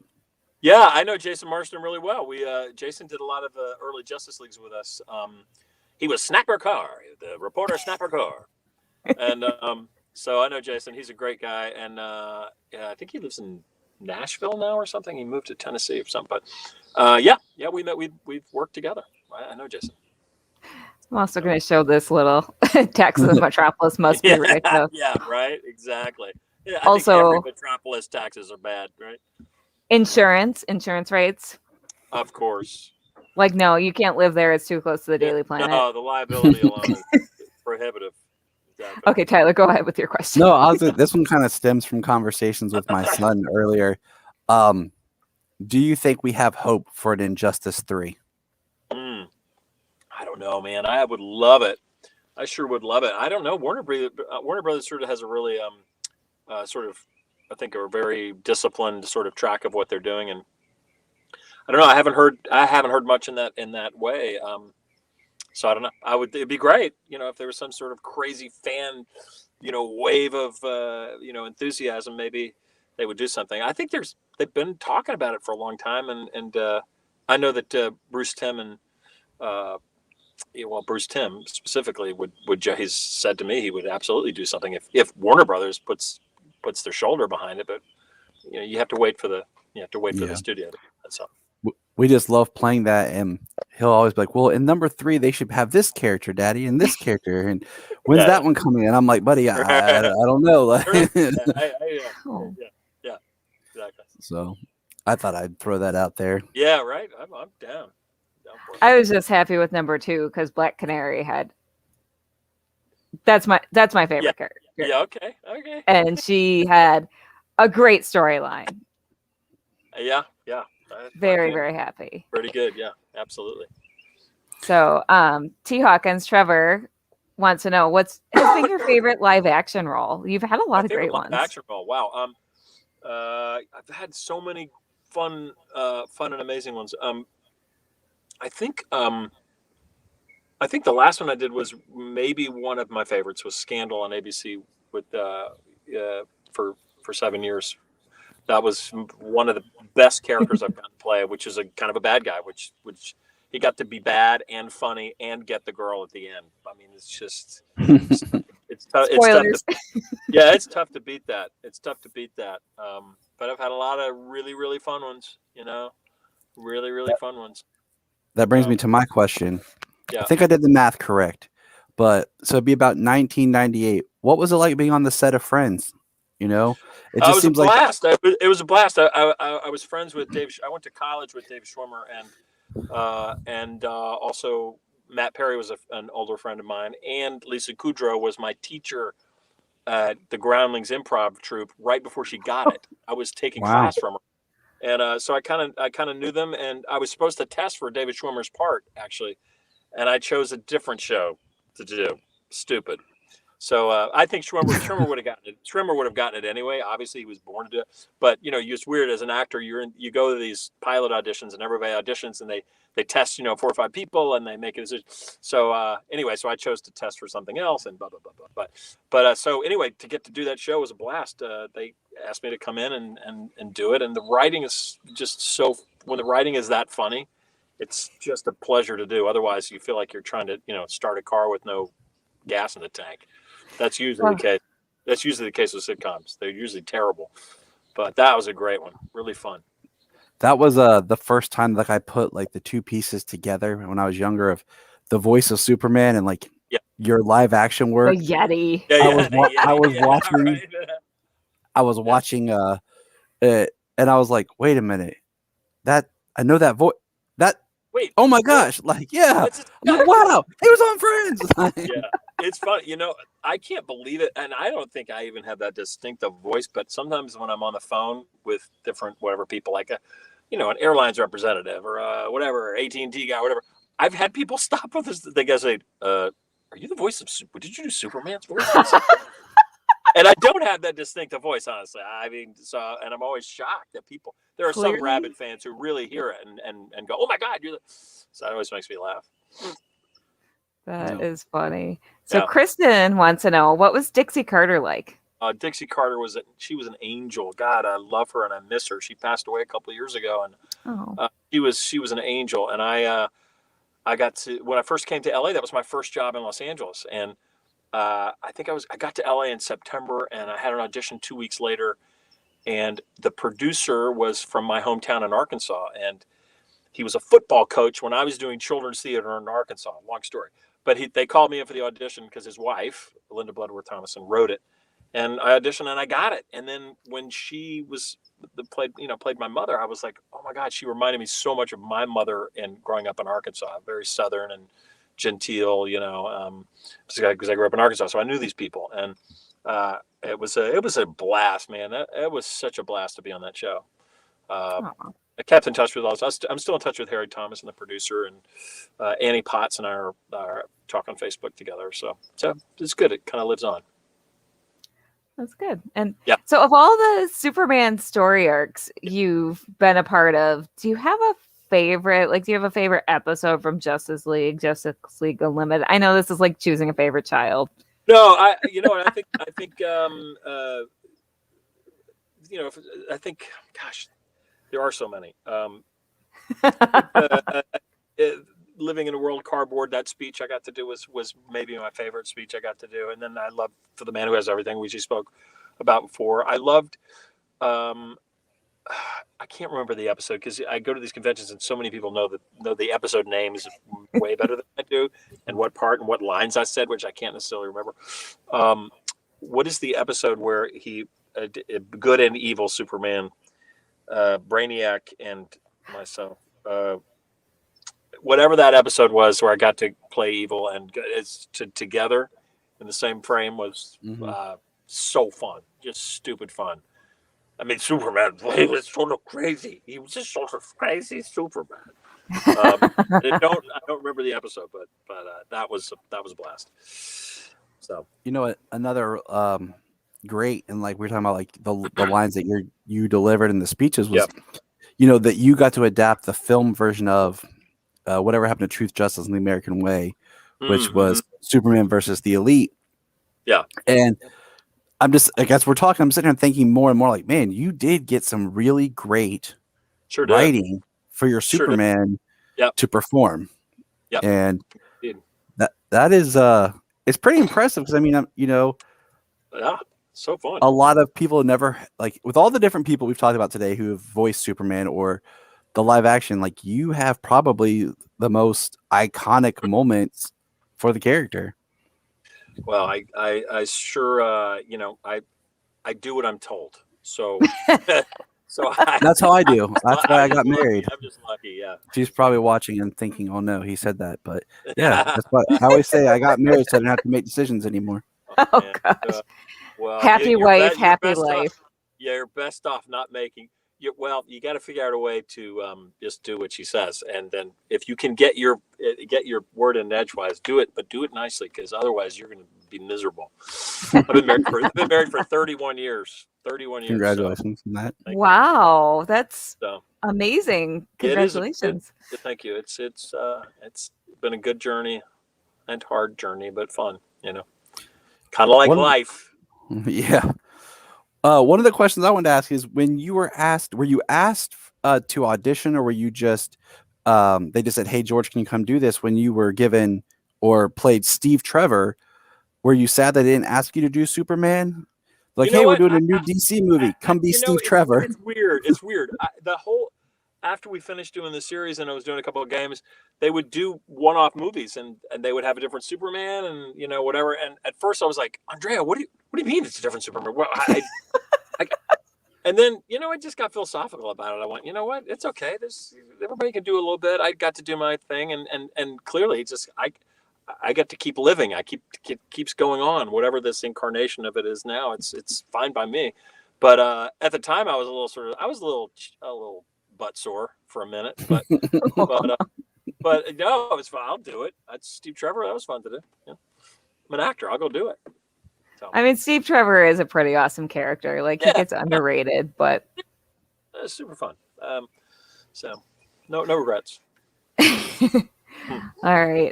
So how does the prep process differ between doing live action and voice acting? Well, I think, let's see. It's still acting no matter what, and you have to prepare. Yes. But in voice acting, you have to clearly, well, on camera, there's a lot that's portrayed by what is unsaid. Okay, so you have to know preparation, physicality of the character, and all of that. That's the main difference, because on the camera you're not seen. If you don't see what's going on, whatever the animator did, they give a look. That's on the animator. I didn't do that. So your voice is, you have to, I think, make more precise and dynamic choices with your voice acting, because you have less room to convey what you want. If you're on camera, you can do it vocally and physically. So there's a little, and you could be doing two opposite things, and that's maybe a way of choice. With vocally, you've got one shot at one thing, and whatever the animator and the writer do to help you, good for them and good for you. But you don't. It's less control, I would say. So preparation is not any less thorough. It's just you have less room for error, so you have to be more surgical in your preparation, I think, for voice work. Does that make sense? Yeah, that totally makes sense. I mean, that, you know, that's been the theme of the weekend. We had a panel with some of my friends who are voice actors, and you were the third celebrity voice actor on top of my friends. Yeah, it's been a voice acting weekend. Fun. Like you said, voice acting is acting, which I completely agree. Oh yeah, for sure. Which has also been the theme of the weekend. Accidentally, well, no, I if love anybody it. says, people always ask me, how do I get a voice actor? Especially these conventions. How do I get a voice actor? I want to be a voice actor. It's like, great, but go to an acting class and do a play or something, because it's acting is acting is acting, and if you're bad at it, you won't be a good voice actor. So and you can be an actually very good actor, but be a bad voice actor because you don't have a lot of it is your instrument, and some people have naturally resonant voices that you just have it or you don't have it. Mm-hmm. But then after that, then you're either a good actor or a bad actor. But someone like Clancy Brown is a friend of mine who plays Lex Luthor, right? And his head is huge. His literal cranial cavity is large, and his voice, he'll say hello, and it's just naturally resonant. It just vibrates in his skull. So he's going to sound amazing doing anything. Yeah. And he's a great actor on top of it, which makes it even better. Someone like me who's got an average-sized cranium, and I was a singer, so I have facility, but I don't have any sort of thing that jumps out and says, "Wow, I love that scratchy voice that guy has," or "Wow, he's like." So this is just more work on my end, I think, to try to to do different kinds of characters and voices. It's harder for me because I have to stretch more in other ways. So, what you were saying just a moment ago about the choices you make, like physical, I think that would translate back to where you were saying that some actors just aren't good voice actors because they're used to maybe communicating more in the physical realm of right. I mean, like right now I'm talking with my hands. I do it all the time without thinking about it. It's very hard for me to like just sit here hands down. So that would make sense to being a great actor, but then it doesn't translate to being a great voice actor. Right. And it goes the other way. That's true. That is true. Absolutely. So how did you get into acting? I started doing children's theater in Little Rock, Arkansas when I was 12.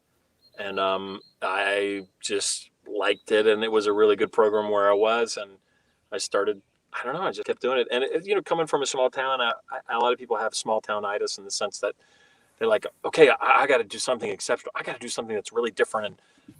And maybe I was a show off or something. I don't know. I was third kid of four.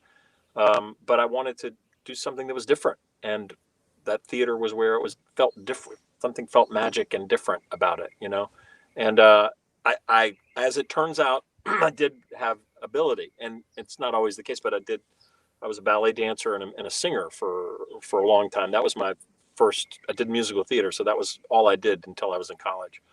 Then I started branching out and doing other stuff. So I became an actor because to me it seemed like kind of a magic place, kind of a different, dark world, a dark, quiet box where stuff happened that was so cool. And just, I don't know how to describe it. When you go see a great play or something, is there something like silvery in the air? There's something like kind of magical about the darkness and the single spotlight on someone that you go, oh, there's something happening here. I guess you could analyze it and talk about it. It's cavemen, around a fire, stories or whatever. But for me, being in Arkansas and doing theater to me felt different. And I wasn't a regular kid, I guess, But who is? I'm normal, but I wasn't. I wanted to do something or try to do something special or different, You're among the freaks and geeks here. I don't think any of Yeah, us were regular kids. Yeah, I was definitely not a regular kid. Listen, I took ballet and I played the flute, and I was in the South, and so I'm surprised I didn't get my butt kicked on a regular basis. I didn't, but you know what? It made me. I was proud of it, and I was good at it. I was good at the things that I did, and if you kind of hang in there and you just own it, the people who are quote unquote whatever more conventional people in your world respect you when you have a conviction about something that you love to do. So if you're convicted and passionate, people respect that. Unless you're a serial killer, that's a whole nother thing. I mean, yeah, maybe don't follow that passion. Maybe yeah. don't. Please. Yeah, there's some issues there. Yeah, clearly. So Now, is there any projects you have coming up that you can talk about? I know that a lot of times no, actors are like, no. can't talk about it. No, you know what? I did something before the pandemic. It was a series called Dirty John, the Betty Broderick stories. I played Christian Slater's lawyer, and that came out, a couple months into the pandemic. And after that, I was locked down. There was nothing. So, and then sort of political changes in the world, and George Floyd and all that stuff, and we've had just a big change in projects being done and stuff. So at least on camera for me, I've just not had that much 57-year-old white guys. There's just been there has just been less by nature of what's going on, and I totally get it. So there's been a lot less activity that way, but voiceover stuff I've stayed pretty busy. So I don't have any projects to talk about necessarily yet. Hopefully soon. Don't take that comment out of context. You know what I'm saying? It just means that Oh no. my world, no, they've been writing for me for 30 years, and now finally other folks. Yeah, no, I'm not as busy is all I'm saying. Oh, No, George, I we're get that. tabloid news. We're gonna splash a headline no, and you be know like, what I mean. George Newbern, angry old white man. No, Well, no, that's Also, that's you're- what Brinkman said. I did not mean to call you white. Okay. No, oh my gosh, I did not mean to call you I'll old. talk now. It's been a I'm the long whitest- weekend. I'm Yeah. the Okay. whitest Drop guy me in out, America. Tyler. It's been a long weekend. I'm the whitest person in America. Just look at me. So, Okay. Hey, here's a great Just see question. me. Yeah. Thank you. Would See you like me. to go back to musical theater or acting on the stage again? I would love to do musical theater if it comes up again. Although I must say, doing so much, I do a lot of book narration, and it's exhausting, and it kills my vocal cords. It wears me out. So I've been doing so much over the last 6 years that for me to do a musical again, I would literally have to stop narration, I think, for 4 or 5 months and just literally rest and build up again. And then I would love to do it, but I don't know. I don't know if it'll happen. Maybe. That'd be great. We had a comment earlier, and I feel bad for missing this in my research, but it's been a busy time as I'm preparing to move. That you voiced and did the audiobook of Sean O'Connell's book. Where was that about from? Zack Snyder's Yeah. Justice League. Yeah, I did it. It was awesome. Really cool. Really fun. That's Really so neat story. I felt horrible because I interviewed Sean earlier. And somehow I missed that. Like, here I am. I'm like, oh, I missed two things here. It's been a long day. That was cool. But yeah, no, it was an honor to get to do it. And I didn't know, I was not aware, honestly, of all the, the backstage drama that was going on, or just sort of the movement of getting his cut out. That was a big deal to get that done. Yeah. That never happens. Never happens. So I mean, I think just from a filmmaking point of view, I really liked it a lot. It was long, but I loved it. It was cool. From I'm just a glad you film answered point of that view, question. like the Pardon? fact that I was saying from just a film point of view, like the idea of like the director's cut process, not even just that it's a comic book film, just Yeah. that whole thing is crazy. I heard someone yeah. say it'll be studied in film school and stuff for years of how the process and the two different versions and. Oh yeah. The Sean's book was really, detailed and down to the last bit, and it was an exceptional event, regardless of it. You're right, being a superhero, they just don't have the time or money to ever go back and they make a decision and that's it. Director's cuts are usually really longer, and But the thing about this was they brought in somebody else that had a totally that didn't make any sense, honestly. I don't know why they should have had him finish. yeah. It was so stupid, but It was crazy. and better. I felt for Ray Fisher all throughout that, but then when that cut was released, I was like, "Whoa!" I was so happy for him that his hard work got shown. Yeah. And then the actors, they were caught in between, caught in a rock and a hard place, and at the end of that too. So, would you ever travel up to Vancouver and appear on one of the CW shows and like a small like cameo or anything? Heck yeah! In 3 seconds, I would. I love working in Vancouver. I've worked there a ton. I love it up there. I do it in 3 seconds. I just, absolutely.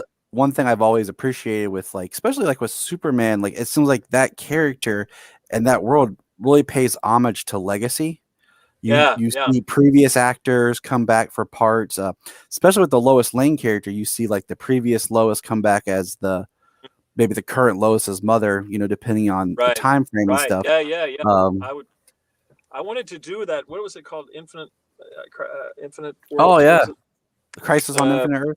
Yeah. I wanted to be in that or do something in that, but it didn't work out. I don't know, but oh man, that would have been awesome. I know, right? I would have geeked out. I think you could play I think you'd make an awesome Jarrell. If you put you in, that'd be so fun, super fun, right? Okay, everyone tweet this. Tweet that. It happened. Well, you can't. It's over. But. Yeah, George Newbern for Jarrell. Let's make that happen. G-O for Jor-El.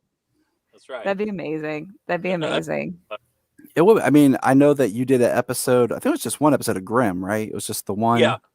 That was one of those shows. And what's funny about that show is the fact that the actor who plays the Grimm, I always say, man, he'd make a great Batman. I tell my wife all the time, when that show first started, and then he voiced Batman because for the longest time I was holding out he should be Batman on CW. Who was that? David. I can't pronounce his last name. No. David starts with a G. I'm horrible with name pronunciations unless I hear it. But Dave Greenwald. Yeah. Okay. Yeah. I think I know who you're talking about. Yep. So, yeah, the main Grimm. He the main Grimm. Yeah. But. So, George, do you want to talk a little bit about the other audiobooks you've worked on? I'm a huge audiobook fan. Gosh, I've done almost 400 audiobooks, and you can go on Audible and check them out. I've done a ton of biographies. I've done, I just finished a Dr. Dolittle, The Voyages of Dr. Dolittle. I'm doing a book I'm doing a biography now about Doug Tompkins, the guy who.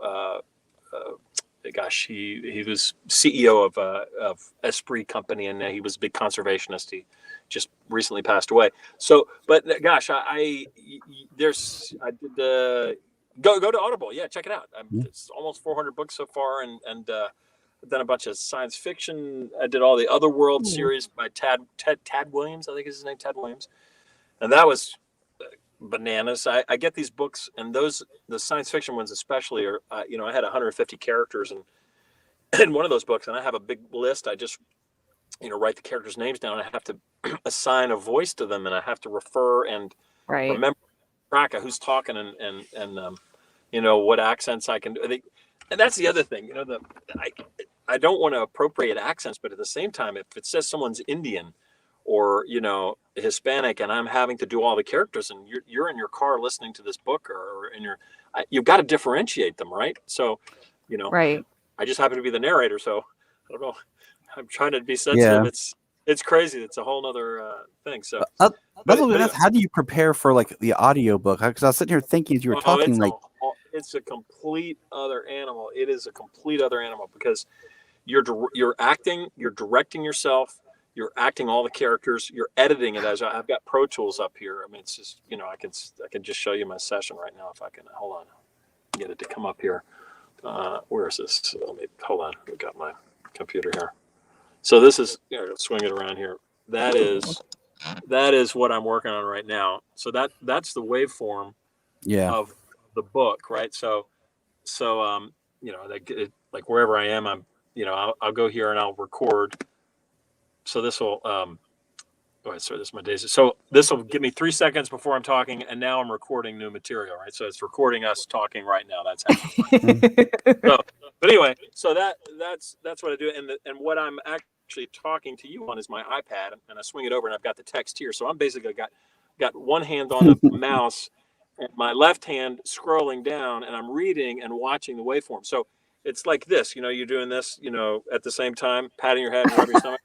So, so the audiobook world is very different because you have to be sort of a jack of all trades. It sounds like it. It's really interesting, and it's actually the hardest thing I've ever done. It's way harder than on camera. It's way harder than anything else, and it pays the least. So there you go. Anyway, do you with any kind of prep work for an audiobook? The prep work like you're talking about the different characters. Yeah. Well, it depends if you're doing nonfiction. It's your research is what the pronunciations of things, and just be familiar with it. And it's mostly just looking up pronunciations. But for fiction, you get a murder mystery or you get a science fiction or whatever.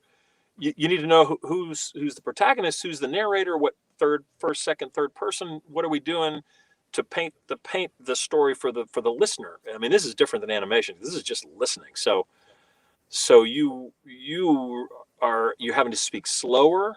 You're having to paint a picture with your voice in a way that is different than animated voiceover, than commercial voiceover, than on camera.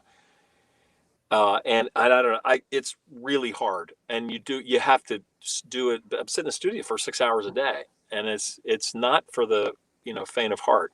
Wow. But it's cool. It's cool. It's actually really satisfying work, but it's just freaking hard. It's just hard because I get bored. I'm like my attention span of a squirrel, and I'm like, I want to look at my phone or whatever. But you just have to be engaged, and I shouldn't say I get bored. I'm just saying I can't not focus on it 100%, and it's not my personality. I have to really work at it. It seems like you're someone who when you're with people, you're feeding off their energy and you're exchanging dialogue. So like the on camera or the voice work, because hearing about the process that a lot of those Justice League cartoons and stuff are done, whereas more of everyone together than we're all together individual in a room, sessions. you get to hear and see them, and it's a different deal. This is a very solitary job. Very solitary. Do you do the book? Do you do it straight through, like you start chapter 1 and you read through, or do you go like maybe per character? Or no, my God, no, that would be so impossibly difficult to do. I believe it would be, but I just you start beginning, start at the beginning, go to the end, and you just. And Dan Musselman is a publisher at Random House. He just said to me, he said, you know what? Just tell the story. Just tell the stories. Just start at the beginning, slow down, tell the story, and don't rush to the end, and don't like a horse to the barn at the end of the book. Sometimes I'm almost done.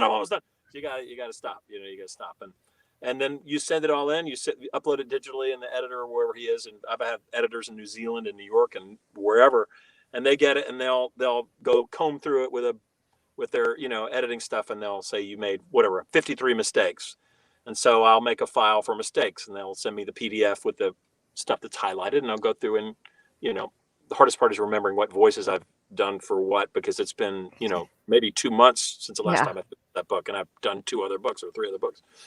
So it's hard. It's fun, and it's hard, and it's a whole other world. It's a very, you've got rabid audiobook listeners out there that are very, there you go. I mean, you guys are really watching it. I get my butt handed to me constantly about mispronunciations. Like, where'd you get that guy? He didn't look up that word, or he said the word wrong.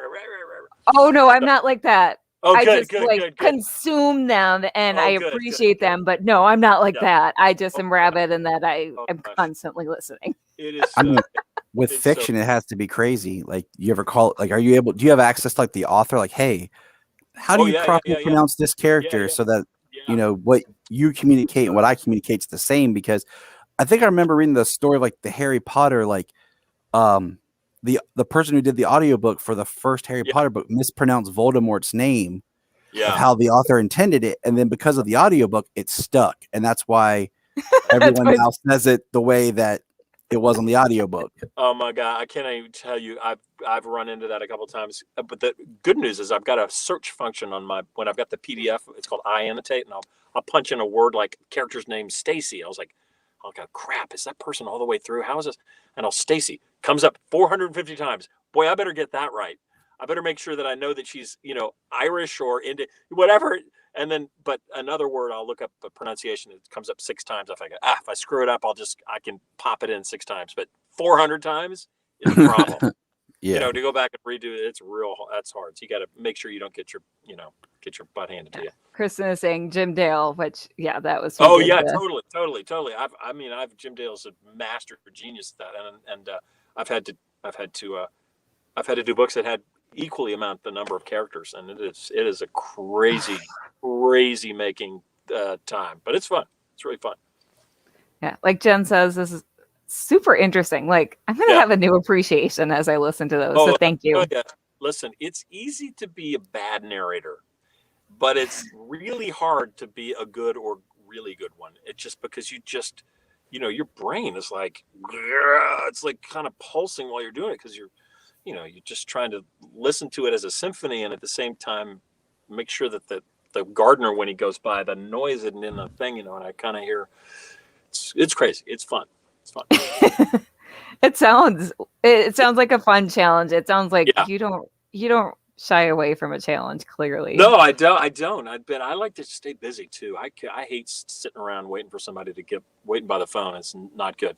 This is something I don't wait by the phone for. I get to work, and I have relationships with publishers in New York, and thank God they've been really generous, and I've gotten a lot of good work, and that's great. And I'd stay busy, me, happy life, happy me, happy wife, happy life. It goes all in a circle.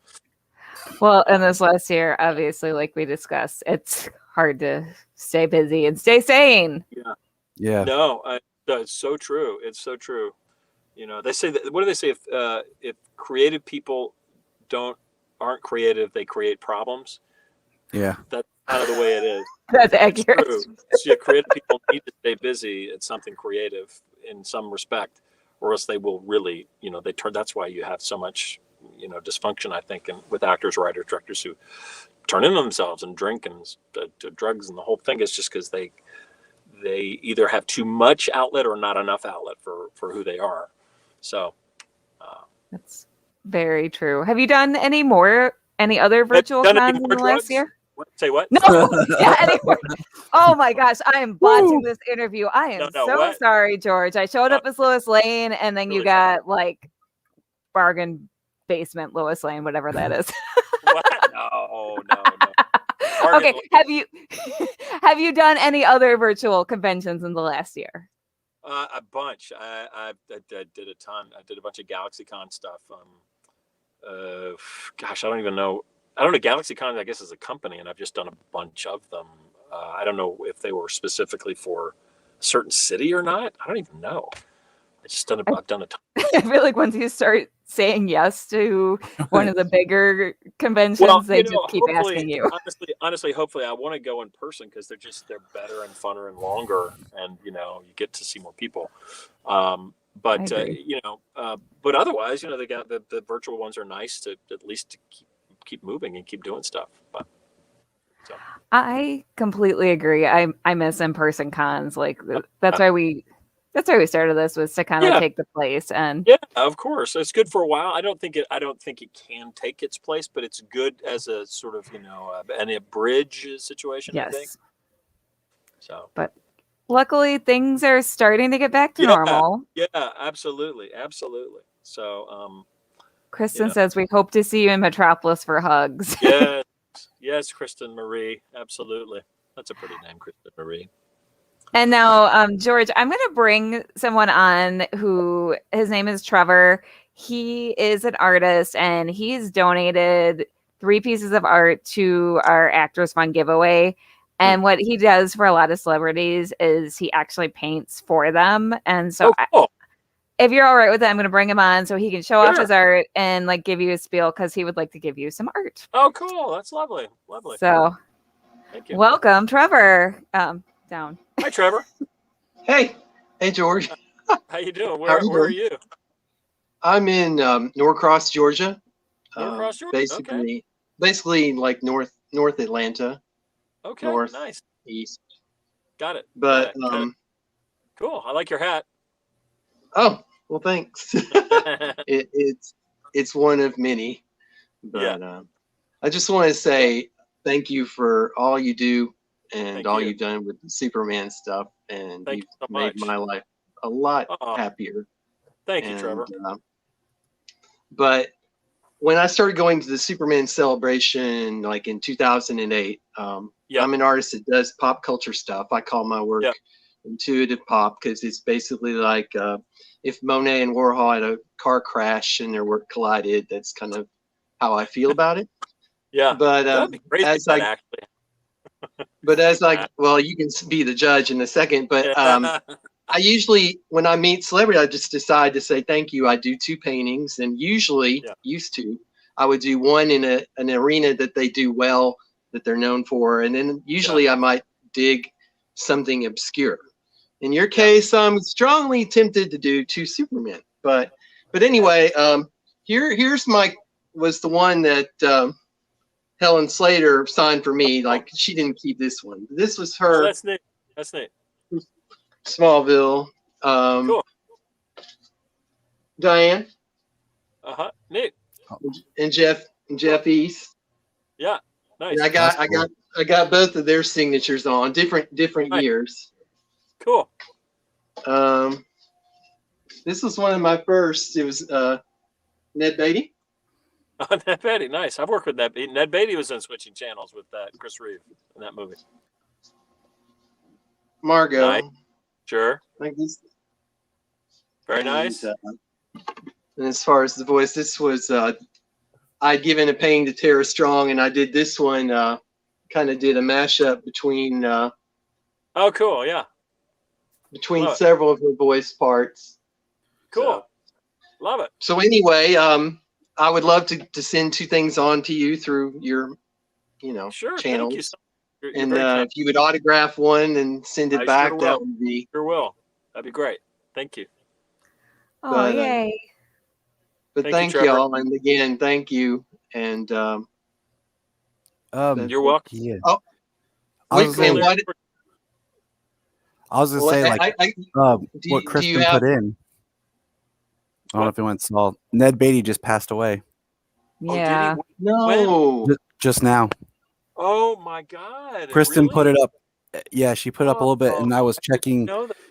Yeah, it just. I pulled it up and it was looking. Yeah, at 2:58 p.m. today. I'm sorry to hear that. He was a great guy. I really liked him. Wow. It's crazy. Yeah. Yeah. Well, we're not getting out of this alive. That's for damn sure. Jeez. Oof. Well, anyway, if anything comes to mind, like what anything that you would like that you've never had before in the way of fan art, or speak now, or then deal with my judgment. Yeah, thank you. I appreciate whatever you do is great. I'm happy. Thank you. Okay. Thank you. Well, thank you. And thank you very much. Thank you. Nice to meet you. Stay cool there in Georgia. Oh, it's 93 here today. Boo, oh gosh. Boo. We're just getting started. I know. Oh my goodness. I remember I grew up in Arkansas. Man, it was hot as hell in Arkansas. Oh my goodness. And Trevor, before I drop you out again, thank you again for donating. Like, I really appreciate it. And I am going to drop you out. Okay. Thanks. Bye, Trevor. Thank you, buddy. Bye. And George, is there anything, since we're at the end of your panel, even though I have been having so much fun with this, is there anything else you would that we didn't cover that you would like us to know, that you'd like to share? Not that I can think of. I know. The guy who does my voiceover stuff has a link. I don't know if you want to put it up. It says Celebworks. They want to do autographs or whatever. I think there's a link. That's right. Thank you for reminding me. And I think it's either, I don't know how you put it up here. You can put it up there, actually. I don't know how you do it. But if they wanted to do autographs and stuff, they can go to that, and then they send it to me, and I send it back out. So if you want to do that, you can do that. Yes. Let me Let me just pull this up and I will do a little. Yeah. Cool. So I'm going to screen share so people can see it. Okay. Cool. Because I know a few people were asking because. Yep. Yeah. So that's it. Yeah. I don't know if it's I think there's a store, I think, for me. And I think, did she send you that link? Yeah, she sent me the direct link. So yeah, okay. So yeah, we did link to the direct link. Yeah. I meant to have it pulled up and then I didn't. All good. It happens. No worries. So before we let you go, I want to announce our final total because I know that the Actors Fund is close to your heart too, and that's one of the reasons you agreed. We made our goal and we raised $1,020 Great total. Great. So beautiful. Yeah, considering how small we are, I'm pretty proud of that. That's really great. So thank you for being here. This has been so fun. Thank you, George. We started with Batman on Friday night with Diedrich Bader and ended with Superman. Great. I know Diedrich. I love Diedrich. So, all right. Will you do the Superman voice before you go? Okay. Oh, well, I'm sorry. Welcome to StreamYard, everybody. Get to the Watchtower. Let's go. Come on. Thank you. I shouldn't have put you on the spot. I've been doing that all day. It's mostly me yelling. It's just mostly me yelling. So there you go. I watched the first couple episodes of Justice League, just rewatched them, and I'm like, wow, poor George did a lot of grunting in these. I did a lot of screaming and grunting and being electrocuted. A lot of that. Did they just like torture you? They did. I didn't enjoy that. That was my least favorite part of it. All right. Well, good to meet you guys, and we'll see you again soon. Good to meet you, George. Hopefully see you in person. Okay. Have a great night. Thank you. Thank you. Bye. Bye. All right. And Kristen is showing off our winners. Tyler, do you want to be the one to announce them or do you want me to? Sure. Let me pull this up here. Where are they? Do you see her in the green room? Oh, yeah. I just can't read it. Okay. I'll do it then. First, well, I'm going to start with third prize to build the suspense. I can't do that. Third prize is my friend Aaron Einhorn. So, Aaron, I will be in touch to get you your prize. Second prize is Ginger Stewart. All right, Ginger. Yay, Ginger. And first prize, and Brandy, I know you, I love you, and I'm going to trip over your last name, is Brandy Guillemette. And Brandy, I will also be in touch to get you your prize. So these are really great prizes. I can't wait to send them to their new homes. So. I mean, just looking over the prizes, these are awesome prizes. And a lot of these prizes I already own in my collection. So if I didn't own them, I would be like, I need that prize, but I'm part of this, so it's not fair. So yes. So thank you everyone for tuning in and spending the weekend with us. And thank you to everyone who donated. Thank you to everyone who helped out in the background. Thank you again to our podcast buddies. Please, some of these podcasts are on YouTube. Some of these podcasts are on Spotify. You're just gonna have to find the podcast. Krypton Report is basically anywhere podcasts are available. Yeah, Back of the Cereal Box is on YouTube. I don't, but I could use one for my decked out Superman dad van. So just throwing that out there. Yeah. Well, we did share the link to that vendor on that Etsy vendor who donated. So if anyone wants to buy one of those, we shared the link on the event page and we shared the link on our website. So again, thank you everyone. Tyler, you have anything else to add? No, it was great. It was awesome to be part of it and get to meet everybody and work and look forward to doing this more. Yes. Yeah, we'll be back in January. We're already starting to plan for it. And we have one more comment. Oh, nope. That was Kristen's. All right. Thank you, everyone. Have a good week. Bye.